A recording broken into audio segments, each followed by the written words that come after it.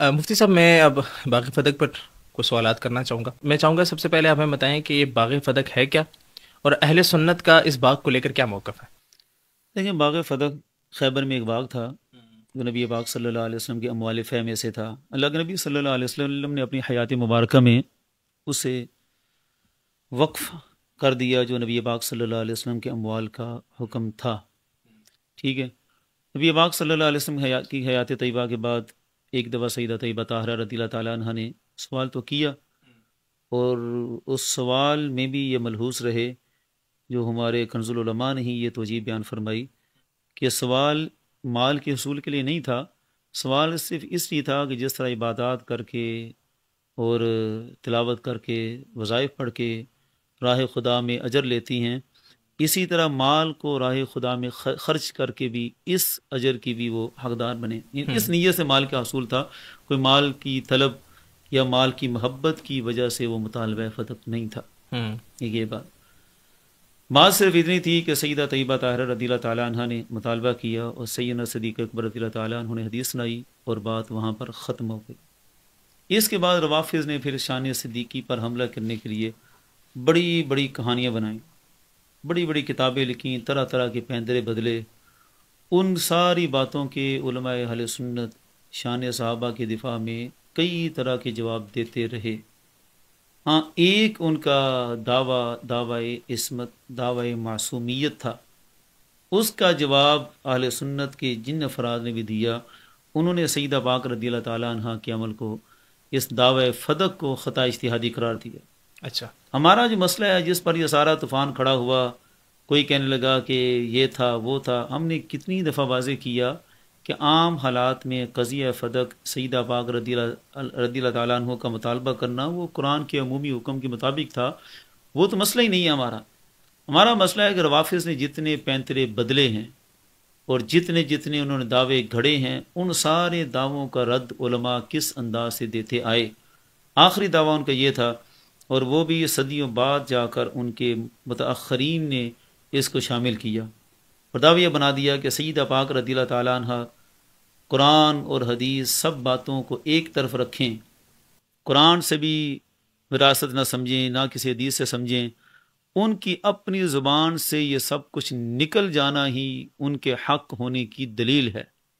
یہ ان کے متاخرین کا دعویٰ ہے، جس کو تاجدار گولڑا سیدنا پیر مہر علی شاہ صاحب نے وہ تصفیہ ما بین سنی مشیعہ کے اندر نقل فرمایا. اور آخری جو دعویٰ ہے کہ ان کا مانگنا ہی حق کی دلیل ہے، کیونکہ وہ معصومہ ہیں اور ان سے خطا اجتہادی ہو ہی نہیں سکتی. اس پر پیر صاحب کا دعویٰ تھا کہ روافظ تم آیت تطہیر سے دلیل مت بناؤ کہ خطا اجتہادی ہو ہی نہیں سکتی، قضیہ فدق میں بھی خطا اجتہادی ہو سکتی ہے. اسی پر جلالی صاحب کی وہ سٹیٹمنٹ تھی کہ جب ہو سکتی ہے، کیونکہ قضیہ فدق ایک ماضی کی بات ہے، معین بات ہے جو ہو چکی ہے، اور پیر صاحب جو فرما رہے ہیں کہ ہو سکتی تھی، یعنی خلاصہ کلام پیر صاحب کا یہی ہے. اس کا معنی، مفہوم اور اس کی جو تعبیر ہے وہ یہی ہے کہ یہاں بھی سیدہ پاک رضی اللہ تعالیٰ عنہ سے اگر تم کہتے ہو کہ نہیں ہوئی خطا اجتہادی، تو پھر جواب ہے کہ خطا اجتہادی ہوئی ہے. اچھا، یہ اس مخصوص دعوے پر، اس کانٹیکسٹ کو آپ نے ساری گفتگو میں پیش نظر رکھنا ہے. نہ تو ہماری بات عام حالات کی ہے، نہ ہماری بات قرآن کے عمومی حکم کے مطابق عمل کرنے کے لحاظ سے ہے. ہماری بات صرف روافظ کے چوتھے دعوے پر ہے، اور بس. مفتی صاحب، میں نے آپ کا ایک بیان سنا، جس بیان میں آپ یہ ذکر کر رہے تھے کہ باغ فدق کے حوالے سے اہل سنت کی 3 آرائیں ہیں. جی ہاں، بالکل، میں نے کہا. وہ 3 آرائیں کون سی ہیں؟ وہی بات میں نے بیان کی نا کہ ایک وہ طبقہ ہے جن کا دعویٰ یہ ہے کہ سیدہ پاک رضی اللہ تعالیٰ عنہ قرآن کے عمومی حکم کے مطابق عمل کر رہی تھی. ایک کا دعویٰ یہ ہے کہ سیدہ پاک رضی اللہ تعالیٰ عنہ کو حدیث کا بھی علم تھا. یعنی ایک تو کہتے ہیں نا کہ حدیث کا علم نہیں تھا اور قرآن کے عمومی حکم کے مطابق عمل کیا، پھر حدیث سن کر اس کی تخصیص کو سمجھ لیا اور پھر رجوع فرما لیا. دوسرا طبقہ ہے ان کا دعویٰ یہ ہے کہ حدیث کا علم تھا اور حدیث میں تخصیص کر رہی تھی، جس کو امام نبوی اور قاضی ایاز اور علامہ ابن حجر عسقلانی، ان بڑی ہستیوں نے ذکر کیا. حدیث کا پتہ تھا کہ وراثت تقسیم نہیں ہوتی، لیکن ان کا دعویٰ یہ تھا کہ وراثت جو نہیں تقسیم ہونی اس سے مراد ہے ریاست کے بڑے اموال، التی لہا بال کے الفاظ ہیں کہ جو ذو بال، جو عظیم الشان اموال ہیں جس سے ریاست کا نظام چلتا ہے، وہ نہیں ہوں گے. باقی گھریلو چیزیں جو گھریلو ضروریات کی ہیں وہ تقسیم ہوں گی. تو ایک موقف یہ تھا، ٹھیک ہے. اور تیسرا موقف وہی پیش کیا خطا اجتہادی والا. اچھا مفتی صاحب، کیا ممکن نہیں ہے کہ ہم ان تینوں آراؤں میں سے اس آراء کا انتخاب کریں جس میں ادب کا پہلو زیادہ ہو؟ دیکھیں وہ میں نے پہلے ذکر کر دیا کہ جب ایک مخصوص سوال ہے نا، اس کا جب جواب آئے گا تو اس کا جواب سوائے اس کے کوئی بن ہی نہیں سکتا. اس لفظ خطا کو ایک جان بوجھ کر ایک ہوا دے کر روافظ کے اصولوں کے مطابق ہم اس پہ ڈسکس کریں گے، لیکن میں یہاں پہ یہ بات کلیئر کرنا چاہتا ہوں. جلالی صاحب کا ایک بیان جس میں انہوں نے یہ بات کہی کہ جو میرے موقف کی تائید نہیں کرتا یا میرے موقف پر نہیں آتا وہ رافضی ہے، وہ رافضیوں کی طرفداری کر رہا ہے. آپ کہہ رہے ہیں اہل سنت کی 3 موقف ہیں، جلالی صاحب کہہ رہے ہیں ایک ہی موقف اور اس موقع پہ کھڑے ہیں. میں اسی لیے، ویسے تو یہ پوڈ کاسٹ میں حوالوں کا جو ہے نا وہ موقع نہیں ہوتا، اسی لیے یہ 2020 کا مضمون میں لے کر آیا، یہ مسئلہ فدق، تحفظ ختم نبوت اور عقیدہ معصومیت. یہ 2020 کا ہی بیان ہے، یہ فکر مستقیم میں شائع ہوا 2020 کا، جس کے پاس بھی موجود ہے. اس میں جلالی صاحب نے خود ان تینوں چیزوں کو بیان کیا، جس کو ہم نے بعد میں بیان کیا نا. جلالی صاحب نے خود کہا کہ ابتدائی طور پر بھی جب گفتگو کی جائے تو خطا کی نسبت نہ کی جائے، مسئلہ فدق کو بھی جب چھیڑا جائے تو خطا کی نسبت نہ کی جائے. ہاں مسئلہ صرف یہ تھا کہ روافظ کا چوتھا دعویٰ جس نے ذکر کیا، جس نے بھی اہل سنت کے، جو بھی اہل سنت کے محققین علماء ہیں، انہوں نے جب دعوی عصمت کا رد کیا تو لفظ خطا صحیح کیا. یہ ہمارا موقف ہے کہ اس پر لفظ خطا کے بغیر، خطا اجتہادی تسلیم کیے بغیر آپ اس دعوے کو رد نہیں کر سکتے. یہ موقف تھا. مفتی صاحب، آپ لوگ اس بات کو مانتے ہیں کہ یہ لفظ خطا سخت الفاظ ہیں؟ دیکھیں ڈاکٹر جلالی صاحب اس کو مانتے ہیں یہ سخت الفاظ ہیں؟ سخت الفاظ کن کے لیے ہیں؟ جن پر ضرب پڑی ہے. یہ مانتے ہیں ہم کہ ضرب ہم نے بڑی سخت لگائی ہے روافظ پر. ڈاکٹر جلالی صاحب کا جملہ یہ ہے، ڈاکٹر جلالی صاحب کا جملہ یہ ہے کہ یہ الفاظ سخت ہیں، لیکن روافظ کو رد کرتے وقت آگے نا بات آپ نے واضح کر دیا نا. نہیں، روافظ کے لیے سخت نہیں ہے. انہوں نے کہا یہ الفاظ سخت ہیں، جب روافظ کا رد کر رہے ہوں گے ٹھیک ہے تو یہ سخت الفاظ ہم نے بولنے ہیں. میں اس پہ کاؤنٹر کوسچن آپ سے یہ کرنا چاہوں گا کہ روافظ کا رد کرتے وقت ہم سیدہ پاک کے لیے سخت الفاظ بول رہے ہیں، کیا آپ کسی سنی کو اس چیز کی اجازت دیں گے کہ کل کلام وہ کسی ناسبی کو جواب دیتے وقت کبائر صحابہ کے لیے سخت الفاظ استعمال کرے؟ یا آپ کسی مسلمان کو، میرا سوال مکمل ہو جائے، میرا ایک سوال مکمل ہو جائے پھر آپ کر لیں. کیا آپ کسی مسلمان کو اس چیز کی اجازت دیں گے کہ کل کلام وہ کسی عیسائی کو جواب دیتے ہوئے حضرت عیسیٰ علیہ السلام کے لیے سخت الفاظ استعمال کرے؟ اسی بات پر آ جائیں. پہلی بات یہ ہے کہ آپ نے کہا نا کسی اور کو اجازت دیں گے. کیا آج تک سارے حضرات، سیدنا معاویہ، حضرت عائشہ رضی اللہ تعالیٰ عنہ، سب کو خطا پر نہیں کہتے رہے؟ تسلسل کے ساتھ چلتے آئے ہیں، سب نے ایسا قول کیا ہوا. اجتہادی کا قول ہوا نا وہاں نہیں، مطلق خطا کا کہتے ہیں. منیف کراچی کے بیانات سننے وہ خود کہتا تھا وہ بے خطا نہیں تھے، وہ سب خطا پر تھے. تو اس طرح تو آپ کا بھی بیان تھا کہ سیدہ پاک خطا پر تھی، جب مانگ رہی تھی خطا پر تھی. ہاں تو ہم کہتے ہیں نا کہ مطلق بول کر خطا اجتہادی معین کیا جاتا ہے. ان کی بات سے کیسے آپ نے مطلب نکال دیا کہ وہاں پہ مطلق خطا؟ ہم کہہ رہے ہیں کہ وہ جو کہہ رہا ہے نا کہ خطا اجتہادی ہوئی ہے، نہیں آپ ابھی خطا کا قول کر رہے ہیں. آپ یہ کہہ رہے ہیں کہ حنیف قریشی صاحب جو یہ بیان کرتے ہیں کہ حضرت عائشہ سے خطا ہوئی اور حضرت امیر معاویہ سے خطا ہوئی، یہ ٹھیک بیان کرتے ہیں؟ وہ خطا اجتہادی کی پیرائی میں جب بات کریں تو یہ کرتے آئے ہیں، سارے کرتے آئے ہیں. آپ نے کہا کہ حنیف قریشی نے جب خطا کا ذکر کیا تو غلط بات نہیں ہے، کیونکہ یہاں سے مراد خطا اجتہادی کے معنی میں رکھتا ہے. سر یہ فیصلہ کون کرے گا کہ یہاں سے مراد انہوں نے خطا اجتہادی لیے، میں اور آپ؟ اصل میں وہ جب بات کر رہے تھے نا، وہ 7 گناہ کو بھی شامل کر رہے تھے. آپ ان کا وہ جملہ کوٹ کریں ذرا. وہ جو بات چل رہی تھی نا کہ بے خطا بے گناہ کی بات چل رہی تھی، تو اس کو وہ رد کر رہے تھے کہ جب خطا اور گناہ اکٹھے معنی میں آ جائیں تو اس وقت وہ رد کر رہے تھے کہ بے خطا بے گناہ کا جو نعرہ ہے یہ غلط ہے. حالانکہ خطا جب گناہ کے معنی میں ہے تو اس وقت کہنا کہ وہ خطا پر تھے، ان کے لیے گناہ ثابت کرنا وہ غلط ہے. ہاں اگر وہ اجتہادی کا قول کرتی ہیں تو بالکل ٹھیک ہے. سر میری بات سنیں، ڈاکٹر صاحب کے جو ابتدائی الفاظ تھے وہ کیا تھے کس بارے میں؟ سیدہ پاک کے اس مسئلے کے حوالے میں آپ سن لیں. اس میں یہی تھا نا جب وہ مانگ رہی تھی حضرت پیچھے آپ وہ تقریباً 2.5 گھنٹے کا بیان ہے. پیر مہر علی شاہ صاحب کی جو ہے نا وہ کتاب کی تشریح ہے. پیر مہر علی شاہ صاحب نے سارے قضیہ فدق میں جتنے دعوے تھے سب کو نقل کرتے ہوئے رد کیا. ہم پیر مہر علی شاہ صاحب کی بات پہ آ جاتے ہیں. آپ کے فریقے جو مخالف ہیں یہ مسئلے کو چلتے ہوئے غالباً 4-5 سال تو ہو گئے ہیں، اور وہ اس پہ آپ کو یہ اعتراض کر رہے ہیں اور بار بار یہ اعتراض کر رہے ہیں کہ ڈاکٹر جلالی صاحب نے پیر مہر علی شاہ صاحب کی کتاب سے یہ الفاظ بیان کیے ہے. کتاب سے نہیں بیان کی، کتاب کی تشریح میں بیان کی ہے. کتاب کی تشریح انہوں نے خود سے کی ہے. ظاہر بات ہے، جو کتاب میں پیر صاحب کا موقف تھا اس کو کھول کے بیان کیا. نہیں، کھول کے موقف پیر صاحب نے خود نہیں بیان کیا تھا، آپ نے کھول کے موقف بیان کیا. مطلب آپ اس چیز کو مانتے ہیں کہ پیر صاحب نے سیدہ پاک کے لیے وہاں پہ خطا کے لفظ نہیں بولا تھا؟ خطا کا لفظ ہی بولا تھا، لیکن انہوں نے ان معنی میں نہیں بولا تھا جن میں آپ نے بولا تھا. نہیں، اسی معنی میں بولا تھا. انہوں نے کہا 100% آپ نے کن معنی میں بولا تھا؟ وہی اچھا، آپ نے خطا کا لفظ کن معنی میں بولا تھا؟ خطا اجتہادی کا مسئلہ آپ نے بولا تھا. تو یہ الفاظ آپ تصفیہ شیعہ مابین سنی سے دکھاتے کیوں نہیں کہ پیر مہر علی شاہ صاحب نے وہاں پہ لکھا ہو کہ وہ مانگ رہی تھی خطا پر؟ یہ تو ہمارا دعویٰ، ابھی میں کہہ رہا ہوں کہ ہمارا دعویٰ یہ ہے کہ پیر صاحب کی عبارت کی تشریح بالکل یہی ہے. سر تشریح میں آپ غلط بھی تو کر سکتے ہیں تشریح، کیا اس پہ گارنٹی کہ آپ تشریح صحیح کر رہے ہیں؟ آپ آ جائیں، کوئی اس عبارت کو پڑھ کے اس کی عبارت کی میں جو چوتھا دعویٰ ہے، میں نے سب کو چیلنج دیا تھا کہ کوئی مائی کا لال خاص طور سے آپ وہ عبارت ذرا پڑھیں. سامنے آیا تھا، میں نے کہا تھا پیر صاحب نے جس روافظ کے دعوے کو نقل کیا ہے، روافظ کی کتب سے وہ دعویٰ سامنے لے کر آئیں. پیر صاحب نے نقل تو کیا نا، پیر صاحب کا تو وہ دعویٰ لے کر آئیں، اس کو سامنے رکھ کر اس کا جواب دے کر دکھائیں، پھر بات بنے. وہ آپ پیر صاحب کی وہ جو آپ دعویٰ بات کریں پیر صاحب کی، وہ ذرا پیش کریں. آپ کیا پیر صاحب نے یہ دعویٰ کیا کہ روافظ نے جو چوتھا دعویٰ پیش کیا ہے کہ سیدہ پاک چونکہ معصومہ ہے، خلاصہ اس کا یہی ہے، اور معصومہ سے خطا ہونا ممکن نہیں ہے. اب تھوڑا سا یہاں رک جائیں، میں آپ کو تھوڑا سا پیر صاحب کے کلام سے نا تھوڑا سا اور بھی مسئلہ واضح کر دیتا ہوں.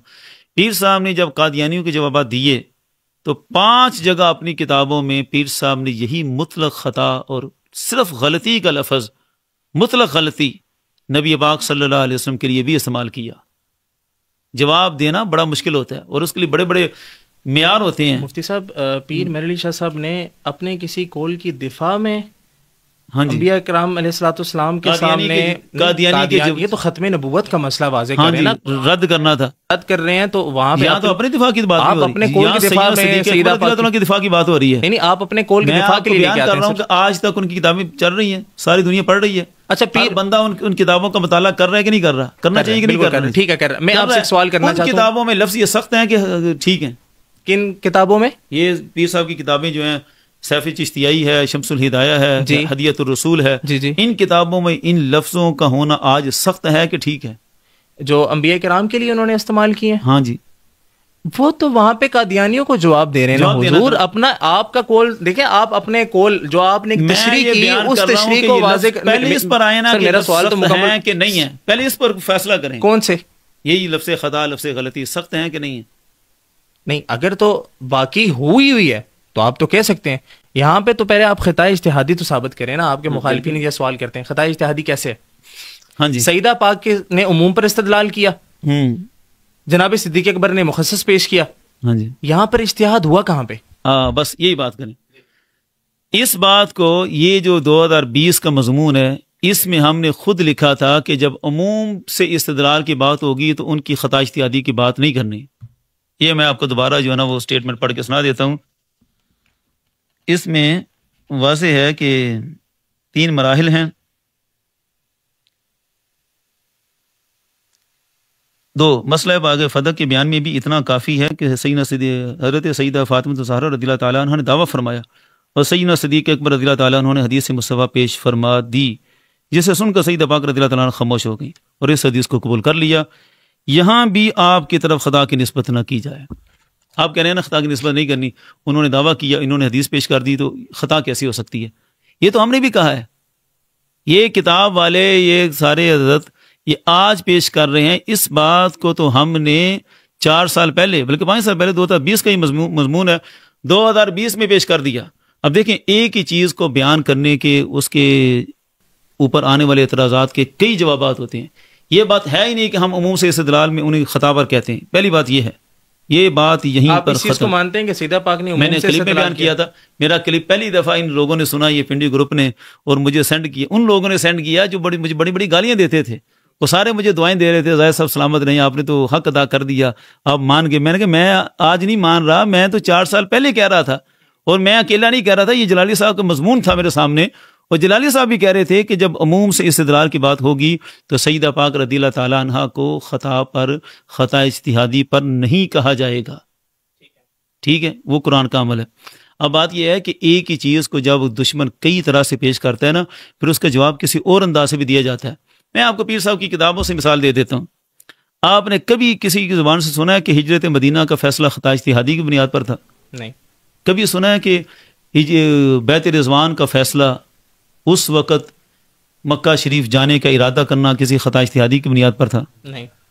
اور میں نے بھی کبھی نہیں پڑھا. اتنا علمی لٹریچر پڑھنے کے باوجود میں نے نہیں پڑھا، اور بعد میں نے بڑا کھنگالا، کسی نے بھی اس کو ذکر نہیں کیا کہ یہ غلطی تھی یا اس میں کوئی خطا والی بات تھی. دیگر مقامات پر اسارہ بدر کے معاملے میں نے کہا ہے. تھوڑی سی بات میری کمپلیٹ ہونے دیجیے گا. لیکن پیر صاحب پہلی شخصیت ہیں، لکھ لوں گا میں سوال بھول جاؤں گا جو اس پہ اٹھتا ہے. جی آپ بتائیں. پیر میرے علی شاہ صاحب پہلی شخصیت ہیں کہ جنہوں نے دونوں واقعات کو، ایک کو غلطی کہا، دوسری کو خطا اجتہادی کہا. اجتہادی میں بیان کر رہا ہوں. آپ دوبارہ یہ جملہ بولیے گا. پیر میرے علی شاہ صاحب پہلی شخصیت ہیں کہ جنہوں نے دونوں واقعات کو غلطی اور خطا سے تعبیر کی. 1400 سال میں میرے مطالعے میں یہی ہے، کوئی ایسا پچھلا بندہ نہیں ملا کہ جو ان واقعات کو غلطی اور خطا کہے. ٹھیک ہے، ٹھیک ہے، صحیح ہے. دیگر واقعات میں کہا گیا، اسارہ بدر میں بدر کے قیدیوں کے فیصلے میں کئی لوگوں نے اس کو خطا اجتہادی کہا، بلکہ کتابوں میں یہ نصاب کا حصہ ہے نبی پاک صلی اللہ علیہ وسلم کے لیے بھی. اب مسئلہ یہ ہے کہ سوال یہ ہے کہ پیر میرے شاہ صاحب نے اس طرف کیوں گئے ہیں؟ سوال تو بنتا ہے نا. جس طرح آپ نے کہا کہ جب سارے بیان کر رہے ہیں کہ سیدہ پاک کا جو فیصلہ تھا وہ تو قرآن کے عموم کے مطابق تھا، تو ادھر خطا اجتہادی کا قول کیوں کیا؟ اس پر ہم بھی پوچھتے ہیں کہ جب کوئی بھی بیان نہیں کر رہا تو پیر میرے علی شاہ صاحب کیوں اس طرح بیان کر رہے تھے؟ سوال آپ سے پوچھوں. پیر صاحب کی بات مکمل ہونے دینا. ایک میں پہلے وہ مثال کے طور پر جو اب پیر صاحب کی بات یہ تھی کہ پیر صاحب نے یہ موقف کیوں اختیار کیا. مسئلہ یہ تھا کہ جو قادیانی تھا اس کا اعتراض اس طرف تھا. یہ تو مسئلہ تھا ہی نہیں کہ نبی پاک صلی اللہ علیہ وسلم صلح حدیبیہ کے لیے جا رہے ہیں، یہ خطا اجتہادی ہے، یہ درست فیصلہ ہے. عام حالات کی تو بات ہی نہیں ہو رہی تھی. یہ بات میں پہلے کر چکا ہوں کہ پیر میری علی شاہ صاحب نے کسی حدیث کی کے اوپر اشکال اٹھ رہا ہو یا قرآن کی کسی آیت کے اوپر اس کی تشریح ضروری ہو تو وہاں پر انہوں نے انبیاء کرام کی خطا کو نقل کی ہے. ٹھیک ہے، اپنے کسی ذاتی قول کی دفاع کے لیے انہوں نے کہیں پر دفاع کے لیے نہیں ہے، ختم نبوت کا تحفظ تھا اس سے. جی میں وہی پوچھ رہا ہوں جناب، آپ تو اپنے ذاتی قول کی دفاع کی بات کر رہے ہیں. ذاتی قول کی دفاع کی بات نہیں ہو رہی. تشریح آپ نے کی. یہ جو بات ہے خطا اجتہادی کی، یہ تو ذاتی قول ہے. نہیں، یہ تو روافظ کا رد ہے. یہ تو شان صدیقی قول آپ کے ذاتی قول ہے. شان صدیقی پر حملہ تھا کہ سیدنا صدیق اکبر رضی اللہ تعالیٰ عنہ معاذ ظالم خاصب ہیں. یہ تو سیمینار ہی اس گستاخہ کے رد میں ہوا تھا. اگر کوئی بدبخت آدمی جناب صدیق اکبر کے لیے نازیبا الفاظ استعمال کرے گا، ہم اس کے جواب میں جناب سیدہ فاطمہ کے لیے الفاظ استعمال کریں گے. ایک بات درمیان میں رہ گئی ہے، وہ پھر بات مزے نہیں بنے گا. اس میں لگے ایک بات مکمل ہونے. میرا سوال یہ تھا کہ 14 صدیوں میں اور کوئی ایسا نہیں گزرا جنہوں نے اس بات کو اس انداز سے بیان کیا ہو. 1400 صدیوں میں وہ بھی ایسا بھی کوئی بھی نہیں گزرا کہ انہوں نے یہ مسئلہ ایسے بیان کیا جیسے آپ نہیں. میں آپ کو دکھا دیتا ہوں، ابھی میں دکھاؤں گا آپ کو. پھر آپ نے بھی ان سے لینا ہے. کوئی ایک بندہ سر میں حاضر ہوں، میں آپ کے آنے سے پہلے ہی 2-3 پروگرام اس ٹاپک پہ کر چکا ہوں. اب مسئلہ یہ تھا کہ قادیانی کا دعویٰ تھا کہ نبی پاک صلی اللہ علیہ وسلم کے مکاشفے میں خطا ہو جاتی ہے. انہوں نے جو خبریں دی تھیں مسیح کے آنے کی، کلیئر ہوگی نا چیز. اس پہ تو میرا خیال ہے گفتگو کرنے کی ضرورت نہیں ہے. یہ کلیئر ہوگی ہے کہ اس کا جواب پیر میری شاہ صاحب کے بیان نہیں بنتا تھا. نہیں پیر میری دیکھیں بات میں نے مان لیا اس چیز کو کہ پیر میری شاہ صاحب نے جہاں پر حدیث پر کوئی اشکال آ رہا تھا یا قرآن کی آیت کی جہاں پہ تشریح کی ضرورت تھی وہاں پہ انہوں نے خطا کے اقوال کیے ہیں، لیکن اپنی کوئی ذاتی تشریح کو ثابت کرنے کے لیے انہوں نے ایسا بھی نہیں ہے جو آپ جو سمجھنے وہ بھی نہیں ہے. اچھا اس پہ وہ کہ قادیانی کا جو اعتراض تھا اس اعتراض کا جواب اس خطا اجتہادی کے قول کے بغیر بنتا ہی نہیں تھا. اس لیے پیر صاحب نے پھر وہی موقف اختیار کیا، اس کے بغیر جواب بھی بنتا تھا. آپ جس کے جواب میں قبلہ جلالی صاحب نے یہ موقف اختیار کیا ہے خطا اجتہادی کا، آپ روافظ کا وہ دعویٰ ملحوظ رکھیں اور اس دعوے کے مطابق خطا اجتہادی کا قول کیے بغیر ان کے دعوے کو رد کریں، بنتا ہی نہیں ہے. سوال یہ ہے، آپ بات کر رہے ہیں عمومی حالات کی، ہم عمومی حالات کو ڈسکس نہیں کر رہے. ابھی بات سوال رکھنا چاہ رہا ہوں. آپ نے خود یہ بات کی کہ 1400 سال میں پیر میلی شاہ صاحب واحد شخصیت ہیں کہ جنہوں نے یہ اقوال کیے، کیونکہ ان کے سامنے دعویٰ ایسا آیا. ٹھیک ہے، اس دعوے کا جواب پھر یہ دعویٰ آج آیا یا ایسے 1400 سال مرزا قادیانی نے بنایا نا دعویٰ. مرزا قادیانی نے جب دعویٰ بنا دیا، ہم اسے 2 قدم آگے چل کے آ جاتے ہیں نا. حضرت فاطمہ کے حوالے سے بات کرتے ہیں، وہ دعویٰ بھی کیا آج آیا. وہ حضرت فاطمہ زہرا رضی اللہ تعالیٰ کا دعویٰ متأخرین کا آیا جس نے اس دعوے کو نقل کیا، ہاں ہر دور میں اعتراض ہوا نا، ہر دور میں اعتراض 1400 سال. آپ ابتدائی آپ نے خود مانا کہ 1400 سال میں پیر مہدی شاہ صاحب نے جو کچھ اقوال نقل کیے ہیں 1400 سال میں کسی نے بھی نہیں کیے. ہم اس سے پیچھے آتے ہیں. آپ خطا اجتہادی کی ٹاپک کو ہم ڈسکس دوبارہ کرتے ہیں.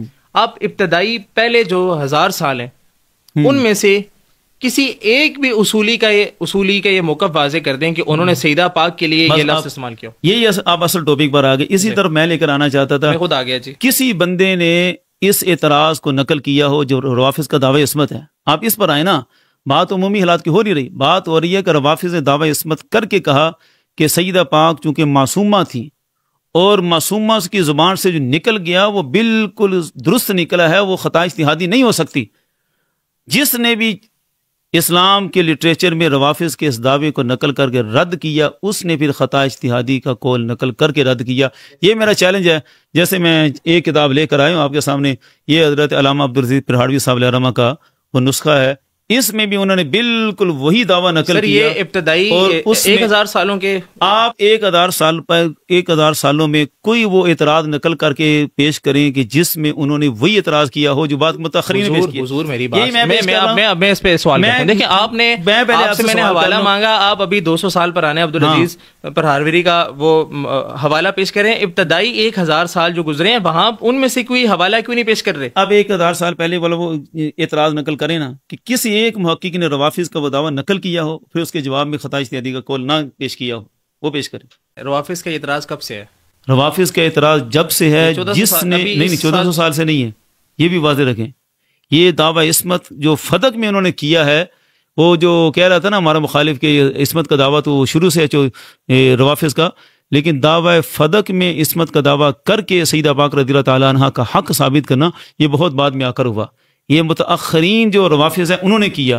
اور متأخرین کا قول کس دور کی بات ہے؟ یہ تقریباً 5 صدیوں بعد کی بات ہے. تو اس میں آپ کو بتا دیتا ہوں اس کے بعد جو 500 صدیاں گزری ہیں ان میں سے کسی نے بھی رد نہیں کیا. جس کے سامنے وہ دعویٰ آیا ہے آپ مجھے ایک بندہ پیش کر دیں، ان سے سارے حوالے لے آئیں. ایک بندہ کہ جس نے روافظ کے اس دعویٰ عصمت کو باب فدق میں سچا ثابت کرنے کے لیے یہ دعویٰ نقل کیا اور روافظ کا اور جواب میں خطا اجتہادی کا قول نہ کیا ہو. حضور یہ تو دلیل آپ نے پیش کرنی ہے نا.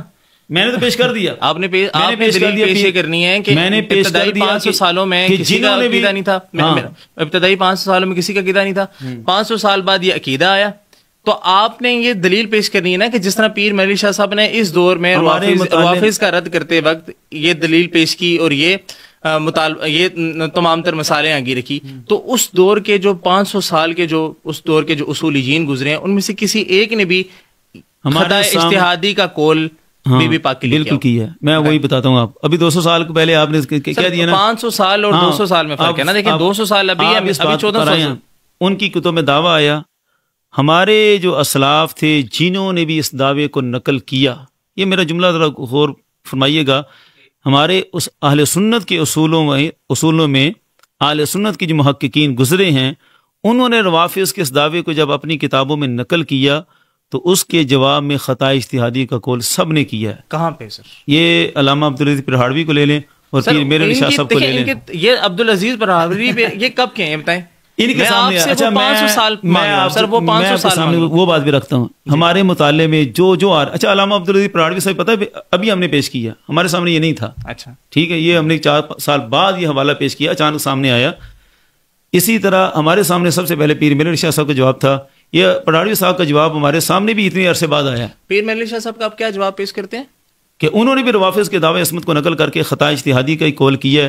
اسی طرح خطا اجتہادی کا قول ویسے آپ نے کنفرم کلیئر نہیں کیا تھا کہ آپ پیر میر علی شاہ صاحب نے کیا؟ نہیں پیر میر علی شاہ صاحب نے جو جواب دیا آپ نے کہا تھا کہ ہم تشریح کرتے ہیں اس کی نا تشریح میں پیر میر علی شاہ صاحب دعویٰ انہوں نے نقل کیا، تشریح یہی بنتی ہے، اس کے علاوہ کوئی نہیں بنتی ہے. وہ تشریح آپ کی بھی بنتی ہے. اسی طرح پیچھے جو ہمارے سامنے آپ اس چیز کو مانتے ہیں؟ کیا چیز؟ کہ وہ تشریح آپ کی ہے، اعلیٰ حضرت کی نہیں ہے. اعلیٰ حضرت کا تو اعلیٰ حضرت گولوڑی کی ذکر اعلیٰ حضرت گولوڑی حضرت تاجدار گولوڑا سیدنا پیر میر علی شاہ صاحب کی 100% تشریح یہی ہے. اس کے علاوہ جواب بنتا ہی نہیں ہے. نہیں جواب بنتا ہی نہیں، ایک الگ بات. اچھا آپ اس پر آئیں کہ اس پہ کیوں سر میں سوال پوچھ رہا ہوں، کیا جواب دے دیں. میں آپ سے سوال یہ پوچھ رہا ہوں کہ آپ نے کہا کہ اعلیٰ حضرت کہ یہ تشریح اعلیٰ حضرت گولڑوی کی یہ تشریح ہے، تو یہ تشریح اعلیٰ حضرت گولڑوی نے خود کی یا آپ نے کیا؟ یہ تو ہم شروع سے کہہ رہے ہیں کہ ہماری تشریح ہے اور آپ کی تشریح اعلیٰ حضرت گولڑوی کے نظریے کی ترجمانی ہے، ٹھیک ہے. اور جو کہتے ہیں نا کہ پیر میرے علی شاہ صاحب جناب خطا کا قول کر ہی نہیں سکتے، پیر میرے علی شاہ صاحب تو انبیاء کے لیے کر گئے. ابراہیم علیہ السلام کی جو خطا اجتہادی کبھی بنتی نہیں تھی وہاں کر گئے، یہ پیر صاحب کی مثال دی ہے. تو پیر میرے علی شاہ صاحب کے لیے کیا بئی تھی کہ سیدہ پاک رضی اللہ تعالیٰ عنہ کے لیے خطا اجتہادی کا قول کر دینا. سیدہ پاک کا جو مطالبہ تھا اس پہ اجماع ہے کہ نہیں ہے؟ پہلی بات یہ ہے کہ جو اجماع انہوں نے نقل کیا نا، پہلی بات یہ ہے کہ قرآن کے اس حکم کا عموم، اس کے عموم ہونے پر بھی اجماع ہے کہ نہیں ہے، پہلے تو اس کو ثابت کریں. ابھی آپ نے خود عموم مانا ہے تو اس پہ میں تو مانتا ہوں، لیکن اجماع اور چیز ہے. آپ یہ کہنا چاہ رہے ہیں کہ اس بات یہ بات کی جاتی ہے کہ سیدہ پاک کا جو مطالبہ ہے، یہ جو آیت مبارکہ ہے یوسیکم اللہ فی اولادکم، آپ یہ کہنا چاہ رہے ہیں کہ اس پہ یہ اجماع دکھایا جائے کہ یہ عموم ہے کہ نہیں ہے. اس میں سیدہ پاک نے مطالبہ کیا، اس کے عموم ہونے پر اجماع نہیں ہے حضرت. سر میں بتاتا ہوں نا، سیدہ پاک نے مطالبہ کیا جی، کسی ایک صحابی نے بھی اس مطالبے کا انکار کیا؟ مطالبہ کرنا، سوال کا جواب دے دیں کیوں ادھر سے، کسی ایک صحابی نے انکار کیا؟ نہیں، انکار تو نہیں کیا، بالکل بجا. اور اصولین نے میرے خیال عبارت بھی یہی نقل کیا ہے کہ لم ينکر علیہا احد من الصحابہ، کسی ایک صحابی نے بھی انکار نہیں کیا. جب سیدہ پاک کے اس استدلال پر کسی ایک صحابی نے بھی انکار نہیں کیا، مطلب کہ ہر صحابی کو پتا تھا کہ سیدہ پاک عموم سے استدلال کر رہی ہیں، اور عموم سے استدلال تو واجب ہے.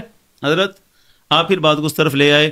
میں واضح کہہ رہا ہوں، اسی طرف چاہ رہا ہوں. جلالی صاحب کا بھی موقف میں نے لکھ کر دیا کہ عموم سے استدلال پر انہیں نہ کسی نے خطا پر کہا ہے. آپ نے اجماع صحابہ مانگا تو میں نے اس پر دلیل پیش کیا.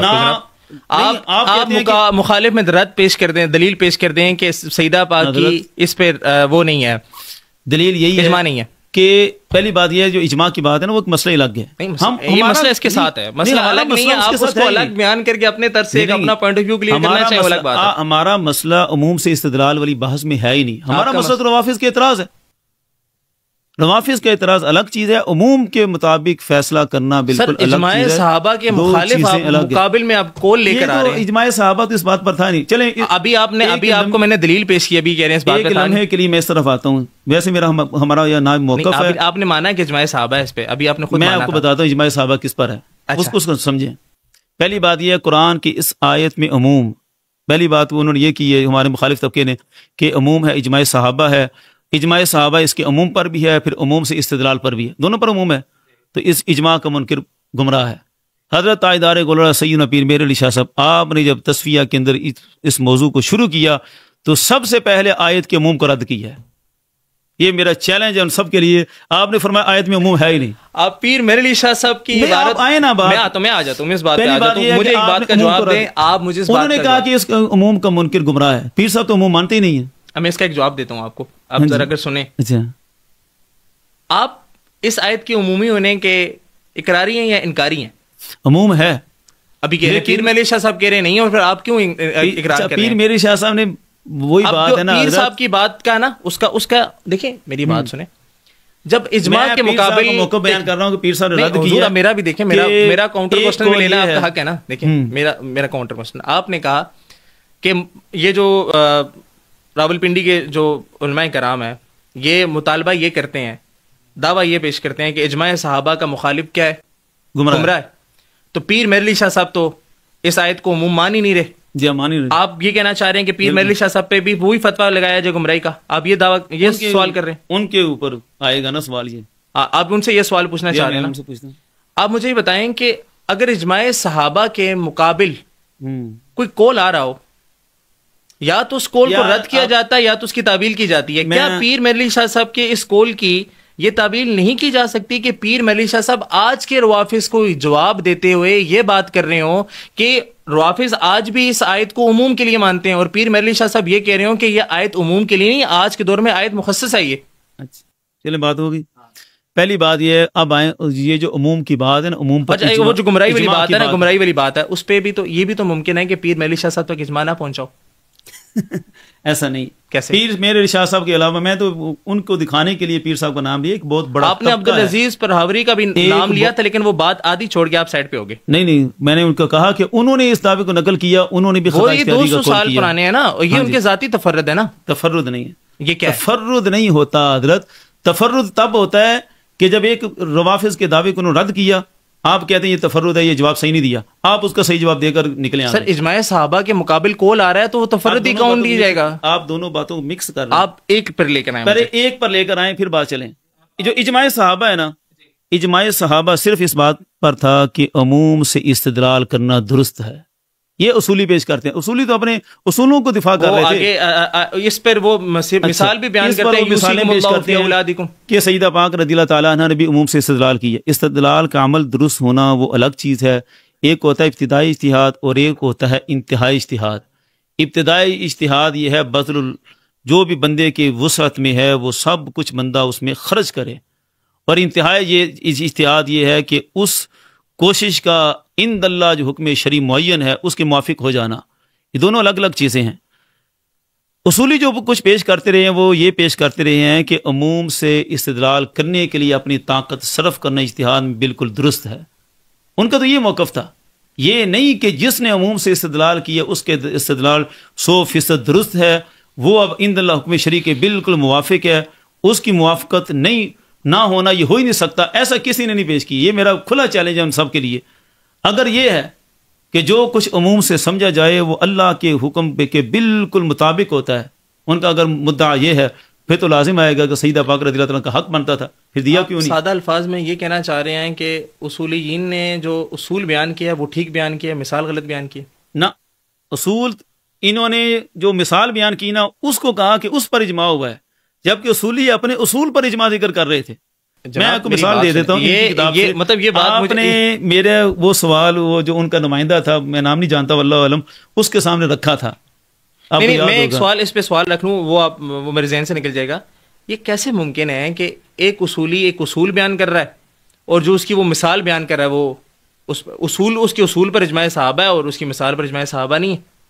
نہیں، اجماع صحابہ کی جو بات ہوئی نا وہ اصول پر ہوئی ہے. تو میں وہی کہہ رہا ہوں نا، آپ کہہ رہے ہیں اصول پر اجماع صحابہ ہے، جو اصولی نے اس پر جو مثال بیان کی اس میں اجماع صحابہ نہیں. مثال جو بیان ہوئی ہے نا اس پر اجماع صحابہ کہ یہ کہ سیدہ پاک رضی اللہ تعالیٰ عنہ کا مطالبہ بالکل اسی طرح تھا اور درست تھا اور عند اللہ حکم شرعی کے موافق ہوا، اس پر کوئی اجماع نہیں ہے. اس کی مثال میں پیش کر دوں. میں نے پہلے نام لیا کہ کتنے ہی تھے کہ وہ کہتے تھے کہ سیدہ پاک رضی اللہ تعالیٰ عنہ کو تو حدیث کا علم تھا، پھر تو عموم سے استدلال کی بات ہی نہ رہی. سر یہ کون کہتا ہے؟ وہ حضرت قاضی ایاز ہیں، امام نووی ہیں، حضرت علامہ ابن حجر مالکی ہیں، ابن حجر اسقلانی ہیں، اتنے بڑے ائمہ ہیں، وہ سارے یہی بیان کرتے تھے. مفتی صاحب ابن حجر کا آپ نے حوالہ پیش کیا، اگر ابن حجر کے اقوال آپ اس جگہ پر پیش کریں گے تو آپ اس چیز سے واقف ہیں کہ ابن حجر نے سیدہ پاک کے شیخین کے حوالے سے جو اقوال نقل کیے ہیں، میں وہ ذکر نہیں کرتا یہاں پہ، لیکن آپ ان سے بخوبی واقف ہیں.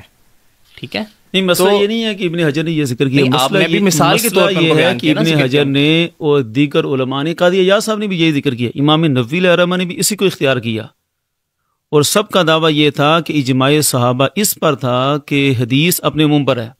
انہوں نے ایک اور اجماع نقل کیا ہوا ہے، ھذا تعویل خلاف ما ذهب الیہ ابو بکر و عمر و سائر الصحابہ. میں دوبارہ یہ چاہتا ہوں آپ اس کو کلیئر کریں، کیا ایسا ممکن ہے کہ اصولی ایک اصول پیش کرے اور اس اصول کی مثال وہ غلط پیش کر دیں؟ میں آپ سے ایک بات پوچھتا ہوں، یہ میرے پاس سامنے کتاب ہے، اسی میں سارا کچھ انہوں نے بیان کیا جس کو آپ لے کر چلے ہیں. اصولی نے اصول پیش کیا، شاہ صاحب نے یہ ساری تحقیق پیش کی ہے، حبیب الحق شاہ صاحب، ٹھیک ہے. انہوں نے اسی قانون کے تحت ایک مثال ذکر کی، ایک قول نقل کیا، اور اس میں خود ہی انہوں نے اپنی ساری عمارت کو زمین بوس کر دیا. کس طرح؟ وساری کو وساری قطع، یہ بھی آیت عموم ہے، عام ہے، ہر چور کو شامل ہے، جو بھی چوری کرے اس کا ہاتھ کاٹ دو. ٹھیک ہے، ہمارا درس نظامی کا ایک ادنا طالب علم بھی جانتا ہے کہ ہم اصول شاشی سے لے کر مسلم ثبوت تک ثابت کرتے ہیں کہ امام شافعی نے اجتہاد غلط فرمایا، اور آج تک انہیں کہتے ہیں کہ خطا پر ہے. ایسا ہی ہے، حالانکہ آیت سے استدلال تھا ان کا. سوال میرا صرف اتنا ہے کہ جن کا دعویٰ ہے کہ عموم سے جو استدلال ہو جائے، بات کو دوبارہ ذکر کرنا پسند کریں گے؟ پہلے میرا دعویٰ سن لیں. نہیں، پہلے میں چاہ رہا ہوں کہ وہ پوائنٹ آپ کلیئر کریں. پوائنٹ یہ ہے کہ امام شافعی علیہ الرحمہ کے ایک استدلال تھا ایک عمومی حکم سے، وَالسَّارِقُ وَالسَّارِقَةُ فَاقْطَعُوا أَيْدِيَهُمَا، جو بھی چور ہو جو بھی چورنی ہو سب کے ہاتھ کاٹنے ہیں. ٹھیک ہے، یہ بھی ایک عمومی حکم ہے. یہ میں نہیں ذکر کر رہا، یہ شاہ صاحب خود اپنی کتاب میں ذکر کر رہے ہیں. اسی اصول کے تحت جہاں اصولیوں نے عموم سے استدلال کو درست قرار دیا، اسی کے تحت اصولیوں نے جتنی مثالیں ذکر کی ہیں ان مثالوں میں یہ بھی مثال ساتھ ذکر کی. یہاں سیدہ پاک رضی اللہ تعالیٰ عنہا کی استدلال کو ذکر کیا, وہاں وسارقۃ والی آیت کو بھی ذکر کیا انہوں نے. ایک مثال دے رہا ہوں, دیگر بھی دیتا ہوں. وہ بار بار ان مثالوں کا ذکر کرتے رہے. میرا دعویٰ یہ ہے کہ کیا جہاں عموم سے استدلال ہو وہاں کسی کو خطا اجتہادی پر اگر نہیں کہا جا سکتا تو آج تک امام شافعی علیہ الرحمہ کو عموم سے استدلال کے باوجود ہم حنفی خطا پر کیوں کہتے ہیں؟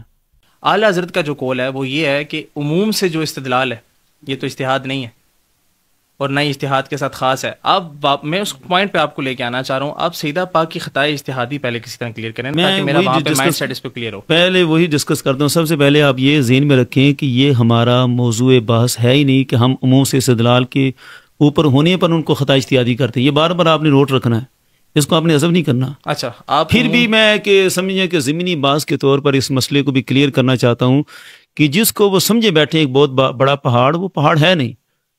انہوں نے جو بیان کیا ہوا ہے کہ عموم سے استدلال جب ہو گیا تو اس کو خطا کہنا جرم ہے.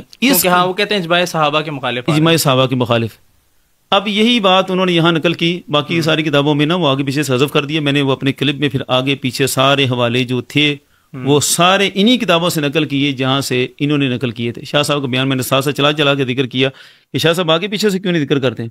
لیکن ان کی کتاب ہے صفحہ نمبر 326 پر, اس پر یہ واضح وہی بات لکھتے ہیں مما لا ينکرو, کہ یہ ایسی بات ہے عموم سے استدلال والی جس کا کوئی بھی انکار نہیں کرتا.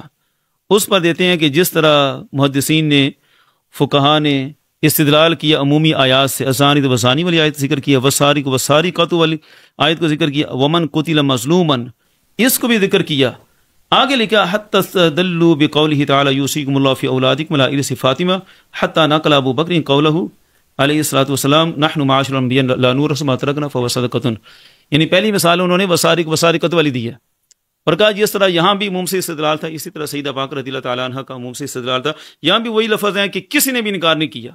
انکار کس کی چیز کا نہیں ہوا؟ انکار اس چیز کا نہیں ہوا کہ عموم قابل استدلال ہوتا ہے, عموم سے استدلال کیا جا سکتا ہے.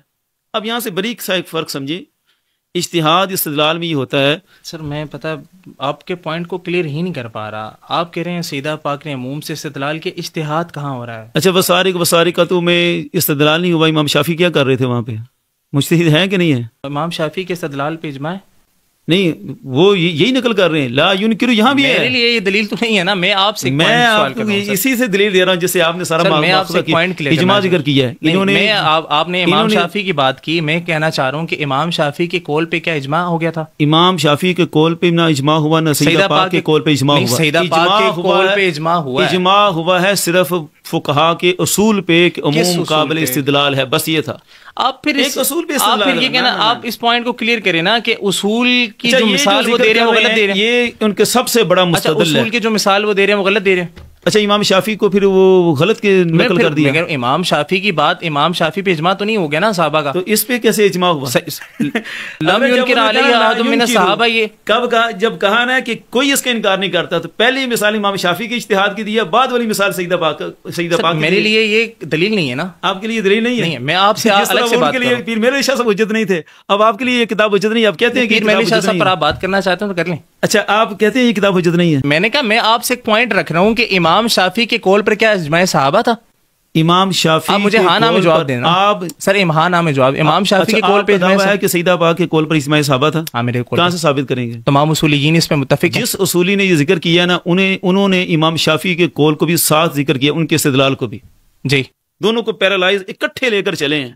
آپ سیدہ پاک رضی اللہ تعالیٰ عنہ کی طرف خطا کی نسبت کو کہتے ہیں کہ جرم ہو گیا, تو امام شافعی کی نسبت کیوں نہیں کہتے کہ جرم ہو گیا؟ حنفی سارے آپ سیدہ پاک کو امام شافعی کو مقابلہ کروا رہے ہیں دونوں کا. عوامی غلطہ نہ دیں. بات یہ ہے کہ اصولیوں نے اصول پیش کیا. آپ یہ کہہ رہے ہیں سیدہ پاک, دیکھیں سر آپ کی طرف کوئی خطا کی نسبت کرتا ہے وہ ایک عام بات ہے. نہ ایسی بات نہیں ہے. اصولیوں نے اصول پیش کیا ہے کہ عموم قابل استدلال ہے. پہلی مثال امام شافعی کی دے دی, دوسری حضرت سیدہ پاک رضی اللہ تعالیٰ کے استدلال کی دے دی. اب بتائیں کہ ایک ہوتا ہے استدلال, اب درمیان میں یہی تو بات ہے جس کو آپ رکے ہوئے ہیں. بات یہ ہے کہ استدلال کرنا سب کا حق ہے. اب استدلال بندے نے کیا, اللہ کے ہاں حکم شرعی ایک معین ہوتا ہے, دو نہیں ہوتے. عند اللہ حکم شرعی واحد والحق عند اللہ واحد، یہ حنفیہ کا مذہب ہے. اس کو بھی یہاں پر انہوں نے معتزلہ کے مذہب کو ذکر کر کے کہا کہ دو بھی مصیبت ہو سکتے ہیں.